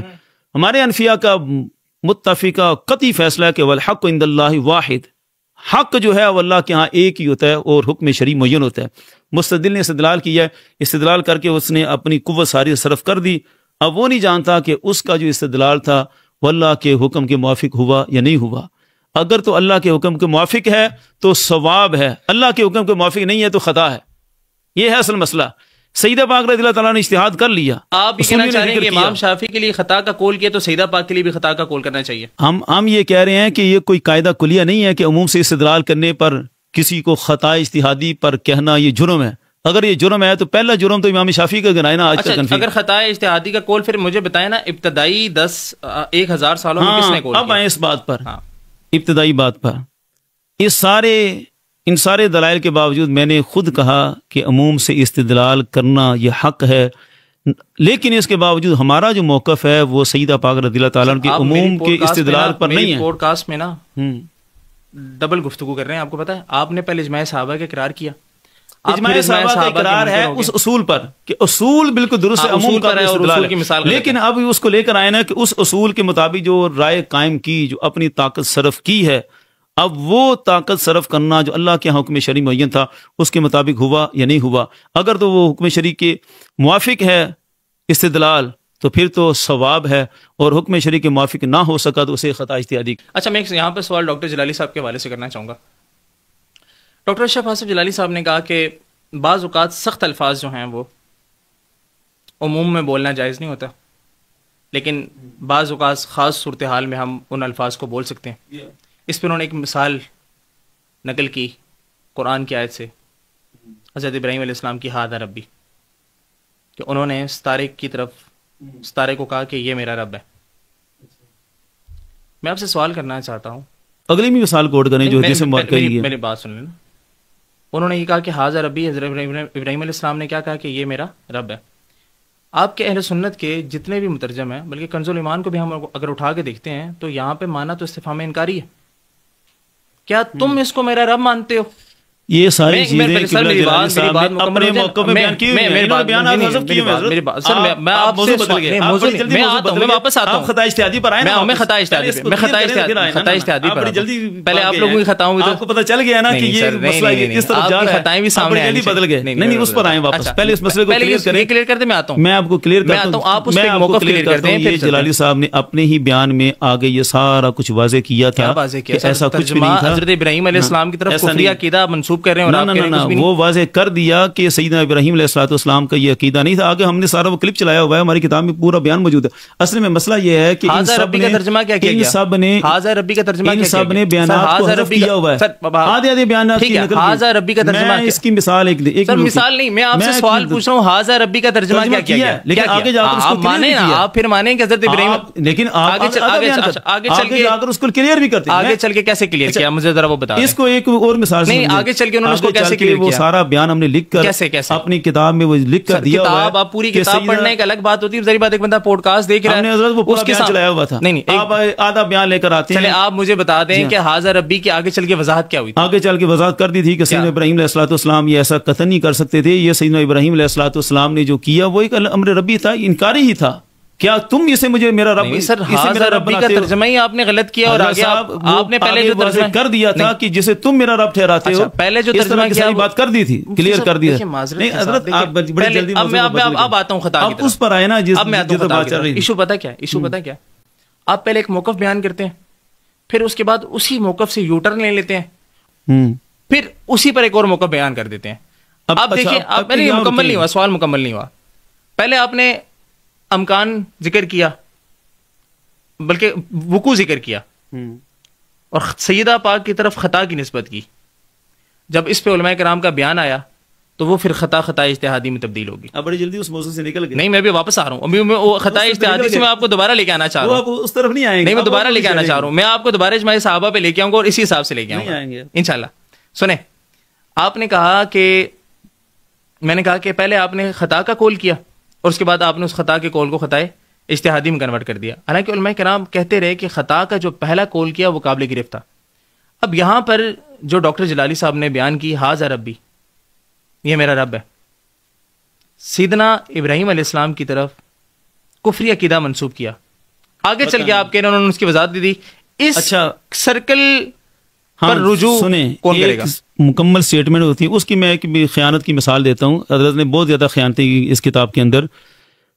انہوں نے بڑا شور مچایا کہ ڈاکٹر جلالی صاحب نے نبی پاک صلی اللہ علیہ وسلم، اسی مثال کے اندر جو آپ نے کہا نا کہ سخت الفاظ بولے جاتے ہیں، جلالی صاحب نے ایک مثال دی کہ بعض اوقات ایسے الفاظ ہوتے ہیں جو عام حالات میں نامناسب ہوتے ہیں.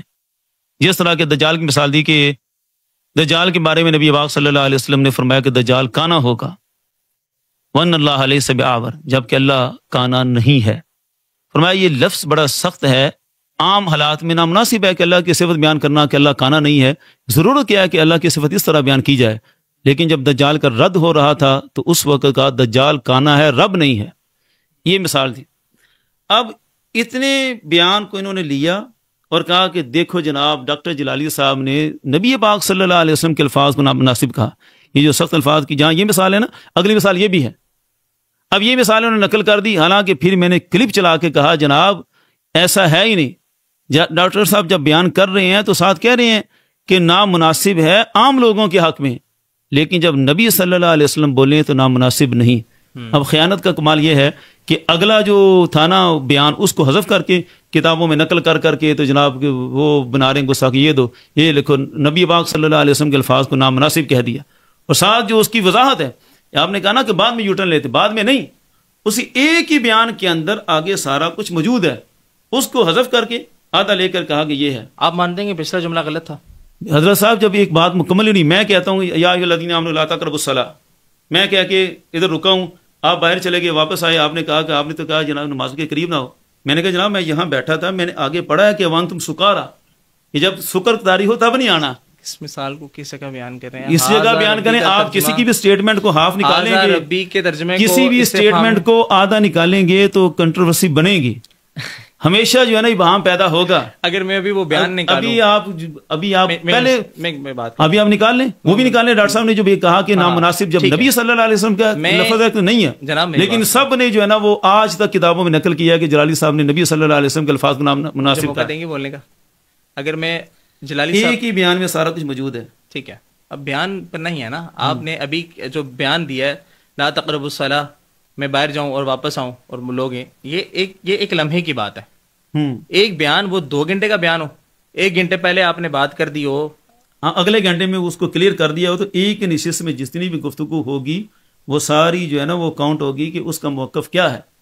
یہ نہیں کہ آپ آدھی گفتگو لے لیں اور موقف بنا کر پیش کر دیں، پھر ہم دکھاتے نہیں جناب. اسی تقریر میں ایک ہوتا ہے کہ جس طرح آپ نے کہا نا، آپ یہ کہنا چاہ رہے ہیں کہ بعد میں اس موقف کی وضاحت ہوگی، پہلے انہوں نے غلط بیان کیا، وضاحت نہیں ہوئی، موقف تھا ہی وہی. موقف لوگوں نے اخذ غلط. اچھا موقف یہی تھا کہ ہاذا ربی، نہیں موقف یہ تھا ہی نہیں. میں اس کی مثال دیتا ہوں جو زیادہ انہوں نے واضح کیا ہے. آپ میری اس بات کر دیں، آپ اس میں کیوں جا رہے ہیں بار بار؟ پہلے میرے سوال کا جواب دیں سر. آگے جا کر میں تو اپنے ساتھ حرمت بطول لایا بھی نہیں. نہیں اگر میں حرمت بطول لایا ہوتا تو آپ مجھے اس کی مثال بھی دیتے. جس کی جتنے بھی ہمارے مخالف ہیں نا، سب کا مبلغ علم بس یہی ہے اور کچھ بھی نہیں کسی کے پاس. اور اتنی تضادات کی، خیانتوں کی، جھوٹ کی برمار ہے یہ کتاب. سر میں نے تو اتنے بیانات انہوں نے جھوٹے شامل کیے ہوئے ہیں جلالی صاحب کے. آپ کا بھی مبلغ علم وہی ہے. کتاب سے کتنے حوالے پیش کر دیے ابھی تک؟ میں جانتا ہوں کہ آپ نے جو کچھ پیش کیا اصل تو یہی باتیں کرتے رہے ہیں. ان سب نے خیانتیں کی ہوئی ہیں. جلالی صاحب کے بیان میں آپ کہیں کہ جلالی صاحب نے پہلے یہ کہہ دیا، پھر 4 دن بعد جلالی صاحب یوٹرن لے کر یہ کہہ دیا. 4 دن بعد نہیں ہوا، جب ایک ہی بیان ہے، ایک نشست میں ہم بیٹھے ہوئے ہیں اور ایک بات چلی ہوئی ہے کہ پہلے یہ ہے لیکن مکمل کر کے بات مکمل کر دیا. پہلے میں ایسے کہہ دیتے ہیں کہ جلالی صاحب نے پہلے یہ کہا یہ میرا رب ہے، اور بعد میں جلالی صاحب نے کہا کیا تم اس کو میرا رب سمجھتے ہو؟ یہ بات واضح ہو گیا نا. ہاں واضح ہو گیا. پہلے تو انہوں نے رب کا کول کیا نا. حضرت یہی تو مسئلہ ہے نا، ایک ہی نشست میں بندہ اپنی بات کو واضح کر رہا ہے کہ میرا موقف یہ ہے. اس کو کوئی غلط نہ لے. آپ اس بات پر آئیں، میں اس میں آ جاتا ہوں، کوئی مسئلہ نہیں. آپ یہ چیز کلیئر کریں کہ پہلے جلالی صاحب کی بات سے غلط موقف جا رہا تھا، انہوں نے اسی بات کو پھر ٹھیک طریقے سے کہہ دیا، لیکن کسی کی تنبیہ نہیں تھی، کسی کا لقمہ نہیں تھا، کسی نے کوئی گرفت نہیں کی، خود ہی وہ ایک چیز کو. میں نے کہا کہ وہ اس چیز کو کہیں کہ مجھے لوگوں نے پریشرائز کیا اور میں نے جناب وہ یوٹرن لیتے. یوٹرن نہیں ہوتا اس کو، یوٹرن نہیں کہتے اس کو جو ہے نا وہ اپنی بات کی وضاحت کرنا اور خود اچھی طرح بیان کرنا، اس کو توضیح کہتے ہیں. ایک ہمارا موقف ہی نہیں ہے کہ آپ جان بوجھ کے ہمارے کھاتے ڈالنے ہیں جناب آپ نے نامناسب کہا ہے. اور اسی تقریر میں یہ بھی نہیں کہ انہوں نے بعد میں جس طرح آپ نے کہا کہ یوٹرن لے لیا، یوٹرن نہیں لیا، اسی تقریر میں کہا لیکن اس جملے کو حذف کر کے کہا کہ یہ دیکھیں جلالی صاحب مانتے ہیں کہ بات ہوئی تھی لیکن ساتھ یہ بھی ہے لیکن جب کہا کہ نامناسب باتیں بعض کا کی جاتی ہیں اور ساتھ وضاحت کر دی کہ حضور صلی اللہ علیہ وسلم کی بات نامناسب نہیں ہو سکتی. یہ عام آدمی کرے تو نامناسب ہے، حضور صلی اللہ علیہ وسلم کی بات نامناسب نہیں. کتنی خیانت ہے کہ یہ اسٹیٹمنٹ حذف کر دینا کہ حضور صلی اللہ علیہ وسلم کا قول نامناسب نہیں اور ڈنڈورا پیٹتے رہنا کہ جناب یہ نامناسب کہہ دیا، نامناسب. خیانت ہے نا. سر ایسے الفاظ ہی کیوں بولتے ہیں کہ ان کی آگے جا کے وضاحت کرنی ایسے الفاظ پھر قرآن میں کیوں آیا کہ لا تقربوا الصلاۃ، آگے جا کر پھر وضاحت. وہ ایک آیت آپ کسی بھی شخصیت کا بیان، میں نے آپ کو شروع میں کہا تھا نا جس کا بھی قول استدلال غلط کر رہے ہیں. نہیں ایسا نہیں ہے. اگر کسی کی شخصیت کے اقوال کو غلط کر رہے ہیں، کسی کے بھی قول کو آپ جلالی صاحب کے اقوال کو بچانے کے لیے قرآن کے آیتوں کو پیش کر رہے ہیں. حنیف قریشی کے کتنے بیانات ہیں جو آدھے لیے جائیں تو کتنا کتنا سوال پیدا ہو جائے. سر دیکھیے کتنی شخصیات، یہ دو حصے ہیں. میں وہی بیان کر رہا ہوں نا. ایک قاری پڑھ رہا ہے، میری بات سنیں، ایک قاری پڑھ رہا ہے، آپ کہتے ہیں میں نے آدھا ہی سننا ہے، میں نے اگلا نہیں سننا، تو یہ وہاں پیدا ہوگا. میرے خیال سے ہمارے بیچ یہ پوڈ کاسٹ کی زیادہ بحث کی طرف یہ جا رہی ہے چیز. میں ایک مثال دیتا ہوں. یہ پین میرے سامنے پڑا ہوا ہے، میں کہہ دیتا ہوں یہ پین نہیں ہے یہ پینسل ہے، اور میں آگے چل کے کہہ دیتا ہوں یار یہ پین ہے. یہ چیز مناسب بنتی نہیں ہے. میں ایک مثال دے رہا ہوں نا، مثال تو سنیں. پہلے میں کہہ دیتا ہوں یہ پینسل ہے، بعد میں کہتا ہوں نہیں یہ پین ہے. یہ اب مجھے کوئی کہ یار تم نے پہلے تو پینسل کہا نا، میں کو نہیں یار میں نے آگے چل کے وضاحت دے دی تھی پین ہے. بات یہ ہو رہا ہے کہ جلالی صاحب پہلے تو انہوں نے یہ کول نقل کی ہے نا، بعد میں چل کے انہوں نے کہا کہ نہیں یہ چیز ایسے. جب وہ چیز بیان کر رہے ہیں کہ کب نامناسب ہے کب نامناسب نہیں ہے، تو وضاحت دے رہے ہیں کہ حضور صلی اللہ علیہ وسلم کے لفظ نامناسب نہیں ہیں، عام بندوں کے لفظ نامناسب ہیں. اچھا مسئلہ تو یہ ہم نا کچھ کوسچنز کی طرف لیکن وہ آپ استدلال والی بات سے بھاگ گئے ہیں. عموم سے استدلال والی بات اس کو تو کلیئر کریں نا. آپ کا کیا سوال تھا اس پہ؟ میرا مسئلہ یہ تھا کہ یہ جو قاعدہ ہمارے مخالف طبقے نے بنا لیا کہ یہ مخالف طبقے کا بنایا ہوا قاعدہ ہے. مخالف طبقے کا، محدثین کا، اصولی کا کوئی قاعدہ نہیں ہے. اصولی کا قاعدہ یہ ہے کہ عموم سے استدلال کرنا درست ہے، لیکن آگے اس استدلال کا اللہ کے ہاں جو حکم شرعی اس کے موافق ہونا وہ الگ مسئلہ ہے. اگر یہ درست ہے، میرا ایک سوال ہے کہ جنہوں نے بھی مثالیں ذکر کی ہیں، آپ پتہ ہے پہلے موقف کلیئر کیا کریں پھر سوال کیا کریں. موقف آپ اس پہ چھوڑ اگلا سوال. موقف یہی ہے کہ جناب عموم سے استدلال کرنا درست ہے. جی درست ہے، سیدھا بات ہے، درست عمل کیا ہاں. لیکن وہ عمل آگے عند اللہ جو حکم شرعی تھا کہ وراثت تقسیم ہونی یا نہیں ہونی وہ اس کے موافق نہیں ہوا. مطالبہ فدق، کیونکہ حکم شرعی یہاں تو معین ہے نا، یہاں تو پہلے حدیث آ چکی ہے کہ وراثت تقسیم نہیں ہونی. مجھ سے جو مطالبہ فدق کیا گیا یہ ٹھیک تھا یا غلط تھا؟ مطالبہ فدق تو قرآن کے عموم کے مطابق ہوا، لیکن عند اللہ جو حکم شرعی تھا اس کے موافق نہیں ہوا. بس 1.5 سال. میں اس پہ ایک سوال پوچھنا چاہتا ہوں. جس نے مطالبہ کیا ان کو تو پتہ ہی نہیں تھا، ان کو تو بعد میں پتہ چلا نا. ٹھیک ہے تو پھر ٹھیک ہے نا. یہ بالکل اس سے بھی زیادہ واضح ہو گیا کہ جب انہیں حکم شرعی کا علم نہیں تھا انہوں نے مطالبہ کیا، پھر زیادہ واضح ہو گیا کہ ان کا مطالبہ حکم شرعی کے موافق نہیں ہوا. اور اسی کو تمام حکم شرعی کے موافق ہی ہوا ہے، نہیں موافق نہیں ہوا. حکم شرعی کے موافق ہوا تو پھر مطلب ہے کہ پھر ان کا حصہ بنتا تھا، وراثت ان کو ملنی چاہیے. نہیں یوسیکم اللہ آیت عموم کے لیے تھی نا، آیت عموم کے لیے تھی. ہاں مخصص بعد میں آیا. مخصص بعد میں آیا. ہاں مخصص ہے پہلے آ چکا تھا، ان کو علم بعد میں ہوا مخصص کا. آیت عموم کے لیے سیدہ پاک کے سامنے مخصص کب آیا؟ مخصص ٹھیک ہے نا، سیدہ پاک رضی اللہ عنہ کے بعد میں آیا. اس میں بھی کئی رائے ہیں، اس میں تو ایک رائے یہی وہی ہے جو میں نے آپ کو بیان کر دی کہ سیدہ پاک کے سامنے مخصص نہیں. وہ جواب شافی بنتا نہیں ہے. آپ نے چلو ابن حجر اسقلانی کو رد کیا، وہ بھی حجت نہیں ہے. یہ بڑا آسان ہے کہ سب کے بارے میں کہتے ہیں حجت نہیں ہے. دیکھیں میری بات سنیں، اگر آپ اجماع کے سامنے تفردات لے کر آئیں گے، اجماع ہے ہی نہیں. میں نے آپ کو مثال سے پیش کر آپ اجماع مانتے ہیں تو امام شافعی کو خطا پر کیوں کہتے ہیں؟ جس نے بھی مثال ذکر کی ہے نا سیدہ پاک کی، میں نے سب سے اپنے جو ہمارے بڑے مخالف بنے ہیں اس وقت ان کی کتاب کھول کر دکھا رہا ہوں کہ وہ بھی مجبور ہو گئے والسارق والسارقۃ والی آیت کو ذکر کرنے پر کہ اس کو حذف کر نہیں سکتے تھے مثال سے، کیونکہ انہوں نے سیدہ پاک رضی اللہ تعالیٰ کی مثال بعد میں دی ہے. امام شافعی کی مثال پہلے دے دی ہے. کہا کہ سب نے عموم سے استدلال کیا، کسی نے عموم سے استدلال کرنے کو رد نہیں کیا. اب آپ بیان کریں کہ پوری امت امام شافعی کو حنفی امت جو ہے وہ پھر خطا پر کیوں کہتی ہے کہ انہوں نے ہر چور کے ہاتھ کاٹ دیے؟ ہمارا تو مسئلہ یہ ہے کہ جناب صرف 10 درہم والی چوری کے ہاتھ کاٹے جائیں. آئے نا اس پر عموم سے استدلال درست ہے. استدلال یہ جو انہوں نے قاعدہ بنا لیا نا کہ جس نے عموم سے استدلال کر لیا اسے خطا پر نہیں کہا جا سکتا، یہ قاعدہ ہے. اعلیٰ حضرت کا بھی یہی ہے میرے خیال سے. ٹھیک ہے، آپ سمجھے، میں مان لیتا ہوں آپ نے یہ سمجھا ہے. ٹھیک ہے، مسئلہ یہی ہے. اب میرا تمام اس طبقے کے سامنے سوال ہے کہ اگر جس نے عموم سے استدلال کر لیا اس کو خطا پر نہیں کہا جا سکتا تو پھر یہ امام شافعی کو کیوں کہتے ہیں وسارق وسارقۃ؟ تو آیت کے عموم سے استدلال ہے، اور اگلی آیت بھی ہے ومن قتل مظلوما. اس سے امام شافعی علیہ الرحمٰن نے اس سے پوری حضرت سیدنا معاویہ رضی اللہ تعالیٰ عنہ کے استدلال تھا. اس میں وہ کہہ رہے تھے آپ کے ساتھ جو بیٹھے تھے کہ بتائیں جناب اس کے کس لفظ سے عموم ہے. تو مطلب یہ ہے کہ سیدہ پاک رضی اللہ تعالیٰ عنہ کا جو مسئلہ تھا سر وہ آپ کلیئر کر دینا ویسے.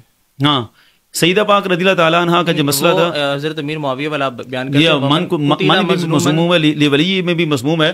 اب وہاں جو لی ولی جی ہر ولی کو حق ہے، اور ہر ولی میں عموم کے لیے حضرت امام حضرت سیدنا معاویہ رضی اللہ تعالیٰ عنہ بھی شامل ہیں.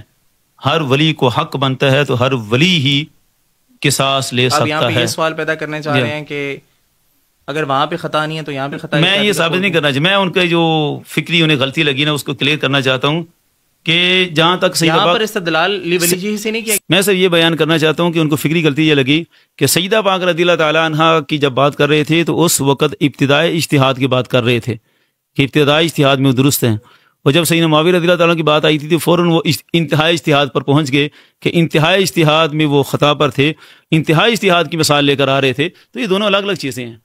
اس پر جو ہے نا آپ اس پہ کیا موقف رکھتے ہیں کہ حضرت امیر معاویہ نے کہاں سے کس سے استدلال کیا؟ لی ولی یہ سے استدلال کیا کہ ہر ولی کو حق ہے. تو لی ولی جی عموم کے لیے عموم ہے، ہی ضمیر عام ہے، کسی کو ایک کو تو شامل نہیں ہے. ہر ایک ولی جو ہے وہ اس کو حق حاصل ہے. ضمیر بھی عام ہے اور ولی بھی عام ہے، دونوں عموم ہیں. انہوں نے عموم سمجھا، عموم کے مطابق انہوں نے عمل کیا. اب یہ بھی واضح رکھیں، حضرت مجدد صاحب علیہ الرحمہ کا میں مکتوب دکھا سکتا ہوں. آپ نے فرمایا کہ سیدنا معاویہ رضی اللہ تعالیٰ عنہ اور اسی طرح وہ ایک اور گروہ تھا جو دونوں کا ساتھی نہیں تھا. صفین میں صحابہ کرام کی ایک جماعت تھی جو دونوں سے الگ رہی، ان کا اجتہاد اس طرف گیا کہ دونوں سے الگ رہنا ہے. تو آپ فرماتے ہیں کہ جس وقت یہ عمل ہو رہا تھا وہ سارے اپنے اپنے اجتہاد کے پابند تھے، وہ اپنا اپنا واجب ادا کر رہے تھے. ہاں جب یہ عمل ہو چکا تو اس وقت انکشاف ہوا کہ سب سے خطا اجتہادی ہوئی ہے، حضرت علی رضی اللہ تعالیٰ عنہ حق پر ہیں. تو یہ حضرت مجدد صلی اللہ علیہ وسلم مثال دے رہے تھے کہ جس وقت ایک مجتہد استدلال کر رہا ہوتا ہے، اپنی طاقت صرف کر رہا ہوتا ہے، اپنا دل و دماغ لڑا رہا ہوتا ہے، اس وقت وہ واجب ادا کر رہا ہوتا ہے، اپنے علم کا پابند ہوتا ہے، درست ہوتا ہے. لیکن جب فیصلہ ہوتا ہے کہ اس کا یہ عمل اللہ کے ہاں جو حکم شرعی اس کے مطابق ہے یا نہیں ہے، اس وقت پتہ چلتا ہے کہ اجتہاد میں خطا ہوئی یا اجتہاد درست تھا، صواب تھا. قول آپ نے یہ نقل کیا کہ اگر کسی سے خطا اجتہادی سرزد نہ بھی ہوئی ہو اور اس کی طرف خطا اجتہادی کی نسبت کر دو تو اس میں کوئی حرج نہیں ہے. ہاں، یہ بڑا اہم میں نے مسئلہ سمجھانا تھا ان کو. اچھا ہوا آپ نے یہ سوال کر ہی لیا. اسی کو لے کر چلے عموم سے آگے. میں کہتا ہوں اب انہوں نے کہا نا عموم سے استدلال کرنے میں کبھی غلط نہیں ہوتا بندہ، عموم سے بڑھ کر خصوص میں بھی کبھی یہ بات ہو جاتی ہے. سیدنا ابراہیم علیہ الصلوۃ والسلام کو تو خصوصیت تھی نا. قرآن میں جس طرح بیان ہوا قد صدقت الرؤیا، اور دوسری طرف فرمایا ففعل ما تؤمر، اس میں تو دوسرا بندہ شامل نہیں ہے نا. ففعل ما تؤمر میں اکیلے حضرت ابراہیم علیہ الصلوۃ والسلام ہے جن کو حکم ہے، اور حضرت اسماعیل علیہ الصلوۃ والسلام کہہ رہے ہیں کہ جناب آپ کریں جو آپ کو حکم دیا گیا. عموم نہیں ہے، خصوص ہے. ابراہیم علیہ الصلوۃ والسلام اس کے مطابق عمل کر رہے ہیں، اپنے بیٹے کو ذبح کرنے کے لیے جا رہے ہیں، لیکن امت کا ایک طبقہ شیخ اکبر سے لے کر اعلیٰ حضرت تک اس دفاع میں کھڑا ہے جو کہتے ہیں کہ حضرت ابراہیم علیہ الصلوۃ والسلام نے جو یہ عمل کیا وہ خطا اجتہادی کی بنیاد پر تھا. اب بتائیں یہاں پر خطا اجتہادی کون سی ہے؟ ففعل ما تؤمر قرآن کا سیدھا سیدھا فیصلہ ہے کہ ان کو حکم تھا. قد صدقت الرؤیا بالکل کلیئر کٹ فیصلہ ہے کہ خواب کے بالکل مطابق عمل کیا. لیکن شیخ اکبر نے فرمایا کہ نہیں، ابراہیم علیہ الصلوۃ والسلام کو تو حکم ہی مینڈا ذبح کرنے کا ہوا تھا، وہ خطا اجتہادی کی بنیاد پر اپنے بیٹے کو لے گئے. اس پر کچھ لوگوں نے کہا یہ تو حضرت ابراہیم علیہ الصلوۃ والسلام کی ہی توہین ہو گئی. جس طرح یہ آج ہمارے پیچھے لگے ہیں کہ خطا اجتہادی بنتی نہیں تھی تو بنا دی. تو شیخ اکبر کے دفاع میں حضرت تاجدار گولڑا سیدنا پیر میر علی شاہ صاحب نے پورا ایک مکتوب لکھا اور فرمایا کہ کتنی حماقت ہے کہ ابراہیم علیہ الصلوۃ والسلام کو غلطی لگ گئی، یہ کون سے بڑی بات ہے. شیخ اکبر نے یہی بات کی ہے کہ غلطی و وہم ابراہیمی اینجا ہمی است، کہ حضرت ابراہیم علیہ السلام کو غلطی اور وہم لگ چکا تھا، تو اس بنیاد پر ایک خطا اجتہادی کی نسبت کر دی ہے، تو کون سی بڑی آفت آئی؟ اسی طرح مسلم الثبوت کی شرح ہے فاتح الرحمود، اس پر اعلیٰ حضرت علیہ الرحمہ کا کلمی نسخہ ہے، حاشیہ ہے، اس پر اعلیٰ حضرت نے بھی اسی قول کی تائید فرمائی کہ بالکل یہ بات شیخ اکبر نے اپنے علم کے مطابق ٹھیک کی ہے، وہ اپنے علم کے پابند تھے، ان پر کوئی فتویٰ نہیں لگتا، اور وہاں بیان کیا کہ کتنے احمق ہیں جو اس قول پر گستاخی اور کفر اور توہین کی باتیں کرتے ہیں۔ ابراہیم علیہ السلام کی طرف کیا منسوب کر دیا؟ صرف اور صرف ایک خطا اجتہادی منسوب کی ہے، تو خطا اجتہادی تو باعث اجر ہوتی ہے، نہیں بھی بنتی تھی اور پھر بھی شیخ اکبر نے منسوب کر دیا تو کوئی باعث تان نہیں ہے۔ انبیاء کے خطا اجتہادی پر بات ہوئی تو میرے ذہن میں اعلیٰ حضرت کی بات آ گئی کہ اعلیٰ حضرت نے کہا کہ جب غیر تلاوت ہو رہی ہو تو اس ٹائم انبیاء کرام کی خطاؤں کو ذکر کرنا حرام ہے۔ آپ لوگ تو کئی دفعہ ذکر کرتے ہیں وہ مسئلہ اس نوعیت۔ چلے میں اس پر ایک کاؤنٹر سوال کرتا ہوں کہ پیر میرے رشاد صاحب جو کاؤنٹر کو سوال نہیں کریں، نہیں پہلے ایک سوال کر دوں پھر آپ میں جواب پیر میرے رشاد صاحب نے جتنا کچھ ذکر کیا وہ تو قرآن کی کس آیت کا ترجمہ نہیں ہے، حدیث کا ترجمہ ہے، وہ پھر کیا ہے؟ یہ جو مسئلہ ہے نا کہ ذکر کرنا منع ہے، وہ یہ ہے کہ بندہ کسی اپنی خطا کی صفائی دینے کے لیے کہہ رہا ہو کہ جناب یہ تو انبیاء سے بھی ہو سکتا ہے۔ آپ کے مخالفین ایک اور اعتراض اٹھاتے ہیں، وہ کہتے ہیں کہ اگر پیر مہر علی شاہ صاحب کی عبارت کو مان بھی لیا جائے تو پیر مہر علی شاہ صاحب نے یہاں پر امکان ذکر کیا، وقوع ذکر نہیں کیا۔ ہاں یہ اس کو بڑا اچھالتے ہیں۔ پہلے میں جو ہمارا موقف ہے امکان اور وقوع کے بارے میں اس کو ملحوظ رکھیں۔ جلالی صاحب نے جب یہ موقع پیش کیا نہیں امکان اذا کان متعلق بالماضی، امکان جب ماضی کے متعلق ہو تو ساتھ ہی اس کا ترجمہ کیا کہ وہ بات جو ماضی میں ہو چکی ہو، یہ ساتھ ملحوظ ہے۔ ہمارا دعویٰ یہ نہیں ہے جس کو حنیف قریشی پیش کرتا ہے کہ ان کا دعویٰ ہے کہ ماضی میں جو ممکن ہو اس کو واقع ماننا ضروری ہے، پھر تو ماضی میں کتنے صحابہ کا کفر ممکن تھا، فلاں ممکن تھا، فلاں ممکن تھا، پھر تو کسی کی عزتیں نہیں رہتی۔ خدا کی پناہ ایسے کسی عقیدہ سے ہمارا قطعاً یہ موقف نہیں، نہ ہم اس کو کبھی اونیر کرتے ہیں، نہ ہم اس کو کبھی تسلیم کرتے ہیں۔ ہمارا موقف جب پہلا جو خطاب تھا، اصل میں ہوتا یہ نا، یہ کاٹ دیتے ہیں۔ ابھی شاہ صاحب نے بھی اس کتاب میں جلالی صاحب کے اس موقف کو ذکر کیا اور جو ترجمہ تھا نا اس کو کاٹ دیا اور ترجمہ اپنی طرف سے شامل کر دیا۔ جلالی صاحب جو ترجمہ کر رہے تھے نا 3 دفعہ اس ایک خطاب میں، یہ بھی نہیں کہ بعد میں جا کر بولا، اتنا ہی بولا نا ان امکان اذا کان متعلق بالماضی، ماضی سے متعلق ہوگا، تو ساتھ ہی کہا ترجمہ کر کے بیان کیا کہ وہ کام جو ماضی میں ہو چکا ہو۔ ایک تو ماضی میں جو چیز ہو چکی ہو اس کے بارے میں ممکن بولنا وہ وقوع کو مستلزم ہوتا ہے۔ مثلا آپ کا آج یہاں پر آنا ممکن تھا نا، میں نے کہا یہ طاہر صاحب آ رہے ہیں، ممکن ہے وہ آئیں، اب تو آپ آ چکے ہیں۔ اب کوئی مجھے پوچھے کہ جناب طاہر صاحب آئے تھے، میں کہ ہاں ممکن ہے وہ آئے تھے۔ تو مطلب یہ ہے کہ ایک ماضی میں جو چیز ہو چکی ہو، یہ نہیں ہے کہ اس کے ممکن نے اس کو واقع بنا دیا، ہاں یہ تھا کہ وہ پہلے واقع تھا اس کو ممکن سے تعبیر کر دیا گیا۔ جس طرح حضرت ابراہیم علیہ السلام کے بارے میں، حضرت آدم علیہ السلام کے بارے میں کہا جائے کہ ان سے بھی وہ شجر ممنوعہ کی طرف جانا ممکن تھا اللہ کے نبی سے۔ اب یہ مطلب نہیں کہ ہمارے ممکن نے اس کو واقع بنا دیا، وہ واقع پہلے ہے، صرف یہ ہے کہ اس پر جو لفظ اطلاق کیا گیا وہ وقتی طور پر ممکن کا تھا۔ تو پیر صاحب نے چونکہ ایک معین واقعہ کے بارے میں کہا، اور معین واقعہ وہ قضیہ فدق ہے۔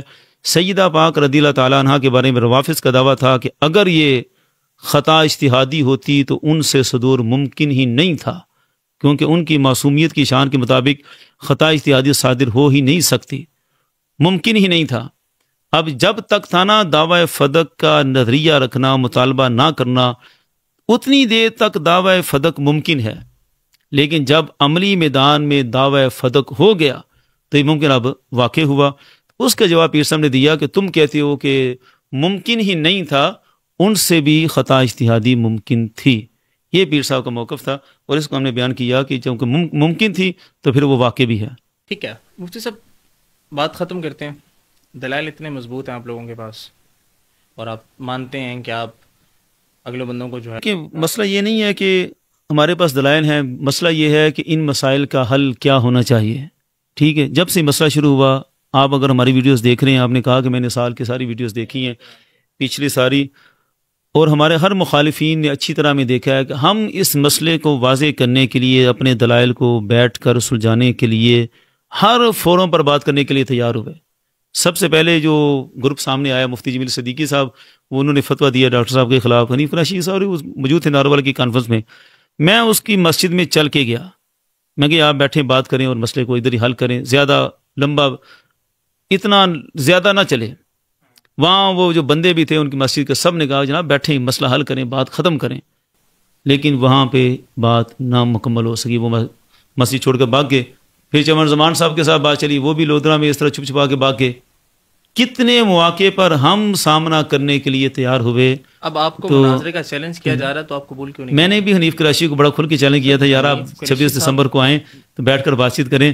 قریشی صاحب جو نا کسی طور پر بھی آنے کے لیے تیار نہیں. خطا کا قول آپ نے کیا تھا، جلالی صاحب نے کیا تھا؟ انہوں نے مجھ سے پہلے جب میں سامنے آیا تھا نا مناظرے کے لیے، مجھے کہا تھا کہ آپ جلالی صاحب سے لکھوا کر لائیں کہ ان کی فتح شکست، آپ کی فتح شکست جو ہے وہ ان کی ہے. شاید نہیں اس وقت جلالی صاحب بالکل ٹھیک ٹھاک تھے اور جیل میں تھے. جلالی صاحب نے جیل میں تھے، میں بتاتا ہوں جیل میں تھے. تو انہوں نے مجھ سے کہا تھا کہ آپ لکھوا کر لائیں، آپ کی فتح، آپ کی شکست جو ہے وہ جلالی صاحب کی فتح شکست تسلیم ہوگی. ڈاکٹر صاحب کچھ دیر بعد باہر آئے، جلالی صاحب کے بلا نے آتے ہی مجھے لکھ کر دیا کہ آج کے جلالی صاحب باہر آ گئے تو پھر تو بات نہیں نا. نہیں کیوں نہیں بات. اس کے بعد پھر جو نا جلالی صاحب نے کہا، اسی وقت ہم نے اسٹیٹمنٹ 2 حرفی دے دی کہ جناب اس باب میں جو بڑے ہیں جنہوں نے بڑا طوفان برپا کیا ہوا ہے، وہ جب آئیں گے، عرفان شاہ اور دیگر لوگ جو اس میں فرنٹ پہ لائن پر ہیں وہ آئیں گے تو قبلہ جلالی صاحب خود بیٹھیں گے. لیکن ان کے علاوہ جو بھی آئے گا نا اس کی طرف سے اس مسئلے پر پھر ہماری طرف سے ایک نمائندہ ہوگا. دنوں ایک قانون پیش کیا گیا کہ بڑوں سے لکھوا کر لے آئیں. تو یہ قانون کس نے پیش کیا؟ ڈاکٹر جلالی صاحب نے. یہ قانون پیش کیا حنیف قریشی صاحب نے. اچھا ہاں جی. جب مجھے کہا گیا کہ آپ جلالی صاحب سے لکھوا کر لائیں گے تو آپ سے بات ہوگی. نہیں، آپ کو بطور نمائندہ حیثیت کا کہا نا. ہاں جی، کہ بھئی اگر آپ ان کے نمائندہ ہیں تو آپ لکھوا کے لے کر آئیں. حالانکہ سب کو پتا تھا کہ میں ان کی فکر کا نمائندہ نہیں ہے کہ میں ان کا ریاض شاہ صاحب کا یا عبدالقادر، لیکن مسئلہ حل کرنا ہے تو اس کا تو طریقہ کار یہی ہے نا. سر میری بات سنیں نا، کسی نتیجے پر پہنچنا ہے. میرا دعویٰ یہ نہیں تھا، میں اپنے طور پر قبلہ جلالی صاحب کی فکر کی ترجمانی کر رہا تھا. جلالی صاحب تو جیل میں تھے، میں اس موقف کو دلائل سے بالکل ثابت کر رہا تھا. ان کا مطالبہ تھا کہ نمائندہ بن کر آئیں، پھر میں نے بن کر آ گیا. اب ان کی طرف سے پوری تنظیم بنی ہے کہ جناب ہم نے اس مسئلے پر دلائل دینے ہیں. کتنی دفعہ شاہ صاحب نے اعلان کیا. اب یہ اپنی طرف سے ایک نمائندہ مقرر نہیں کر سکتے، ورنہ تو یہ جنگ چھڑی رہے گی نا، کسی نتیجے پر نہیں پہنچے گی. قریشی سے مناظرہ کرنے میں مسئلہ کیا سر؟ مسئلہ آپ بتا رہے ہیں کہ اس کو مجھ سے مناظرہ کرنے میں کیا مسئلہ ہے؟ میں نے بھی جو اسے دعوت دی تھی کہ وہ 26 دسمبر کو آ جائے. جلالی صاحب کا ایک دفعہ ہم نے موقع پیش کر دیا تھا کہ جب وہ بڑے آئیں گے تو پھر جلالی صاحب خود بات کریں گے. عرفان شاہ کیوں نہیں آتا؟ عرفان شاہ کو کیا مسئلہ ہے؟ میں آپ اس بات کا میں عرفان شاہ صاحب سے پوچھوں گا اس حوالے سے. ہاں، انہیں کیا مسئلہ ہے؟ انہوں نے عرفان شاہ نے ادھر ہی کنونشن سینٹر میں ہی بڑے کھل کر آ کے دعوے کیے تھے کہ ہم علی والے ہیں، ہم دلیل کے میدان میں یہ کر دیں گے، وہ کر دیں گے، تو ہم تو سب کچھ کر کے دکھائیں گے. آج کیوں نہیں وہ کر کے دکھا رہے؟ قبلہ جلالی صاحب سے جب بھی کوئی مناظرہ ہوگا تو حتمی، آخری اور فیصلہ کن ہوگا. میں تو 4 دفعہ جا چکا ہوں نا، میرے تو سامنے کوئی نہیں آتا. مسئلہ تو یہی ہے نا، پھر نتیجہ کوئی نہیں نکلتا. آپ 4 دفعہ کہاں جا چکے ہیں؟ یہ جمیل صدیقی کے پاس گیا، پھر یہ چمن زمان کے پاس گیا. چمن زمان صاحب کے پاس آپ کہاں پہ گئے؟ یہ لودھرا. تو انہوں نے ملنے سے انکار کر دیا آپ؟ ہاں، وہ چھپ گئے تھے. اچھا ٹھیک ہے. اسی طرح یہ راشد رضوی صاحب آئے، ادھر ہم نے اپنے پورے تیار بیٹھے تھے، اپنا وفد بھیجا کہ جناب بیٹھے آن لائن سامنے ہوں. یہ بھی نہیں آئے. حنیف قریشی صاحب کو ہم نے دعوت دی 26 دسمبر کو، میں نے اتنی ضیافتوں کی بھی دعوت دی لیکن وہ بھی نہیں آئے. سر وہ تو آپ نے خود ہی مناظرے کا اعلان کر کے خود ہی بلا لیا اور اگلی کی رائے بھی نہیں پوچھی. ایسے تھوڑی ہوتا ہے. کوئی نہیں، ان کو دعوت دی تھی نا، کہا تھا یار آپ اتنے دلیر ہیں، آپ سامنے آئے. آپ اگر اس طرح حنیف قریشی صاحب کوئی دن رکھ لیں اور کہیں کہ جی فلاں مہینے کی فلاں تاریخ کو ڈاکٹر اشرف آصف جلالی صاحب آئے میرے ساتھ مناظرہ کریں اور وہ نہ اور وہ بھی جشن منانے لگ جائیں، ایسا ممکن ہے؟ آپ لوگوں نے بنایا تھا؟ میں نے جشن نہیں منایا، نہ میں نے کوئی جشن کا نام رکھا. جشن ہم اس وقت منائیں گے کہ جس وقت یہ حنیف قریشی صاحب سامنے آ کر اپنی شکست تسلیم کریں گے. آنے کے لیے تیار ہیں، اور میرا کامل یقین ہے کہ یا تو آئیں گے نہیں، یا آئیں گے تو شکست تسلیم کر کے جائیں گے. جلالی صاحب کے ساتھ مناظرہ ہاں ٹھیک ہے، وہ عرفان شاہ اور سارے بڑوں سے لکھ کر لائیں تاکہ یہ حتمی طور پر یہ بات نتیجہ. محمد علی مرزا والا اصول یہ پھر انہوں نے میرے اوپر یہ کیوں اصول نافذ کیا تھا کہ میں لکھوا کر لاؤں؟ مسئلہ آپ کے ساتھ نہیں تھا نا، جلالی صاحب کے ساتھ تھا. کیوں نہیں تھا؟ نہیں، آپ نے آغاز میں جملے کہے تھے اچھا رہی تھی تو خطا پر تھی. نہیں ٹھیک ہے، مسئلہ جلالی صاحب سے تھا تو لیکن بات کر لیتے، بات تو کرتے نا. سر بات کرنا الگ ہے، مناظرہ کرنا الگ ہے، میں اور آپ بات کر رہے ہیں. اب ان کا ایک پورا دھڑا ہے، وہ سارے ایک فتویٰ لیے بیٹھے ہیں کفر کا، گستاخی کا. اب ایک آئے گا، پھر دوسرا آئے گا، پھر تیسرا آئے گا، پھر کہے گا یہ ہو یہ ہو یہ ہو. جب آپ نے مسئلے کو اتنے متفق ہیں آپس میں، سیدہ پاک رضی اللہ تعالیٰ عنہ کی عظمت و ناموس کے لیے اتنی باتیں کرتے ہیں، تو کیا یہ سیدہ پاک رضی اللہ تعالیٰ کی خاطر کسی ایک بندے کو مجھے نہیں کر سکتے؟ کیا ان کے آپس میں کوئی لڑائیاں ہیں؟ کیا آپ اہل سنت کو جوڑنے کے لیے جلالی صاحب کو مناظر کے لیے نہیں اتار سکتے؟ ہم اہل سنت کو جوڑنے کے لیے کہتے ہیں کہ ایک ہی دفعہ سارے یہ خود تو جڑ جائیں پہلے. وہ خود بھی نہیں جڑ رہے پہلے، تو ہم نے ان کو کیا جوڑنا ہے؟ ہم سمجھیں کہ اس قول سے ان سب کو جوڑ رہے ہیں کہ جناب آپس میں جڑیں اور ایک ہی دفعہ حنیف قریشی کو کریں یا کسی اور کو کریں، ایک ہی دفعہ آپ سارے آپس میں جڑ کے ایک بندے کو معین کریں اور بیٹھ کے فیصلہ. ٹوٹل بندے کتنے ہیں؟ 4. ہاں 4 بندے. 4 بندوں سے اگر 4 مناظر کر بھی لیے تو کیا جاتا ہے؟ ایسا مسئلہ نہیں ہے، ایک ہی دفعہ حتمی اور فیصلہ کن بات ہو. سر 4 بندوں سے 4 مناظرے اگر آپ کر لیں، 4 مناظرے کر لیں گے، کوئی مسئلہ نہیں ہے، لیکن ایک دفعہ ان کی بھی غیرت و حمیت کا پتہ تو چلے نا کہ یہ کتنے غیرت مند ہیں سیدہ پاک رضی اللہ تعالیٰ عنہ کے مسئلہ میں، جو ایک بندہ نہیں معین کر سکتے. کیا ان کے دل میں سیدہ پاک کی اتنی بھی محبت نہیں ہے؟ ہاں جی، ہر شخص فردی حیثیت رکھ رہا ہے کہ میں خود پیش ہو رہا ہوں. فردی حیثیت. اچھا پھر یہ کہہ دینا کہ جناب وہ بزدل تھا، بڑھ کے تو عرفان شاہ نے ماری تھی، ادھر کنونشن سینٹر میں ماری تھی. حنیف قریشی اٹھ کے داد دے رہا تھا، ساری جامع رضویہ والے اٹھ کے داد دے رہے تھے کہ عرفان شاہ نے کمال کر دیا، ہم علی والے، ہم دلیل کے میدان میں یہ کر دیں گے، وہ کر دیں گے. ملتے ہیں جس میں وہ کہہ رہے ہوتے ہیں کہ میں ثابت کر دوں گا. ہاں تو بالکل، تو لائیں نا ان کو ثابت کریں نا. قریشی صاحب کو کیوں نہیں ثابت کرنا؟ ان کو ثابت لائیں نا پہلے میدان میں. قریشی صاحب کا لیول بنتا نہیں ہے، وہ بیچارہ ساری زندگی ہمارے اسلام جیسی کتابیں پڑھا کے سمجھتا ہے کہ میں بڑی چیز. قریشی صاحب کا لیول نہیں بنتا؟ کیا قریشی صاحب نے طالب الرحمان صاحب سے مناظرہ کیا تھا، آپ کا بھی مناظرہ موجود ہے. کس کے ساتھ؟ طالب الرحمان کے ساتھ ڈاکٹر جلالی صاحب کا. وہ اگر دونوں کا موازنہ کروایا جائے، وہ تو طالب الرحمان جیسا جاہل آدمی حنیف قریشی صاحب نے اتنا چل گیا، ڈاکٹر جلالی صاحب کے سامنے وہ سامنا کرنے کے لیے تیار نہیں تھا.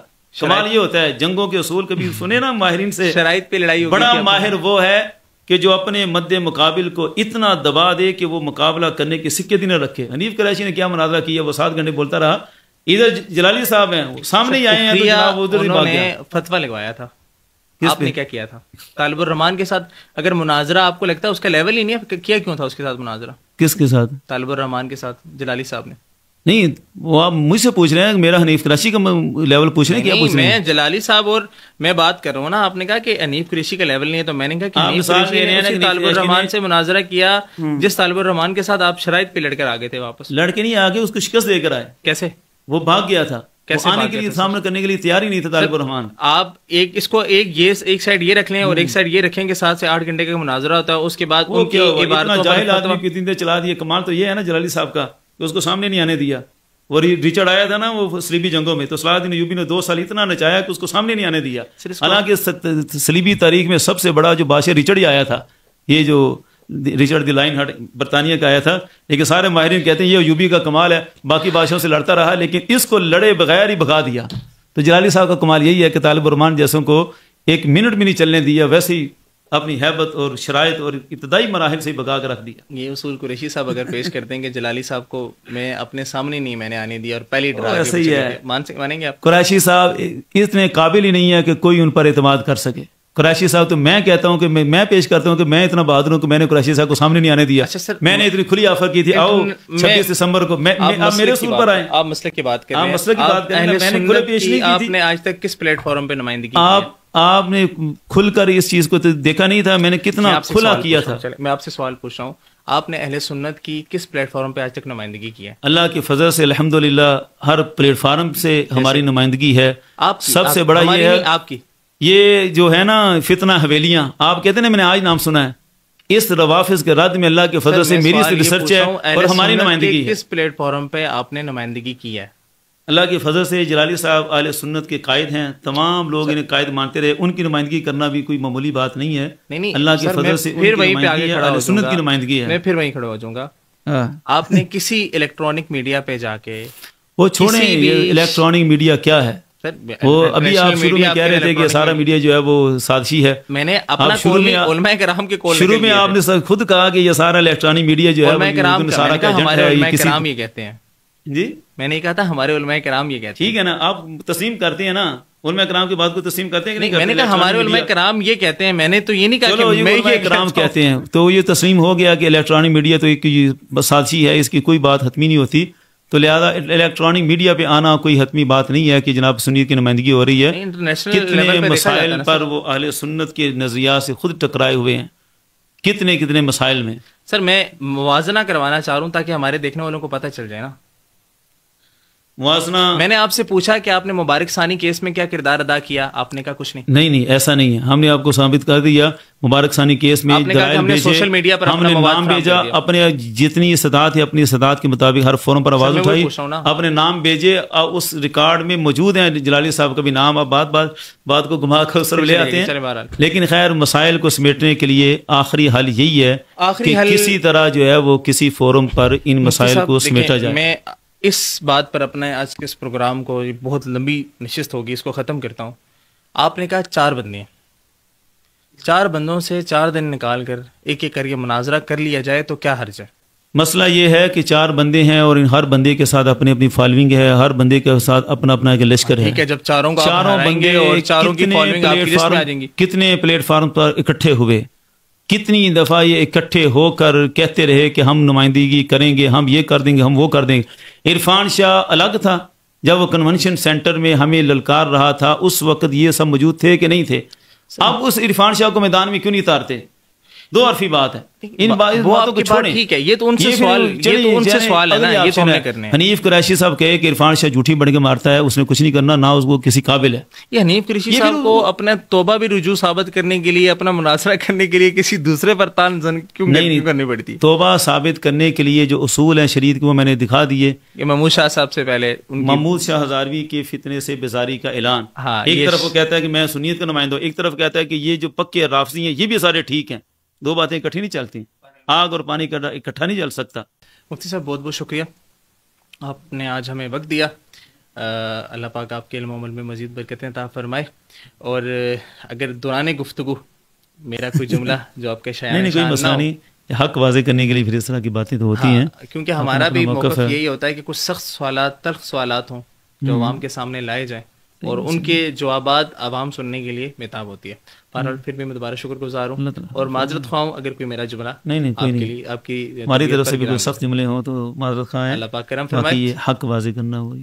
جزاک اللہ, بہت شکریہ. ناظرین, اسی دعا کے ساتھ آج کے اس پروگرام کو اختتام کرتے ہیں کہ اللہ تبارک و تعالی ہمیں پاک شخصیات, صحابہ کرام, اہل بیت کرام کا باادب بنائے, ان سے محبت کرنے والا بنائے. اللہ تبارک و تعالی ہم سب کا حامی و ناصر ہو. پوڈ کاسٹ اچھی لگے تو اس کو لازمی لائک کیجیے گا, چینل کو لازمی سبسکرائب کیجیے گا. اللہ نگہبان.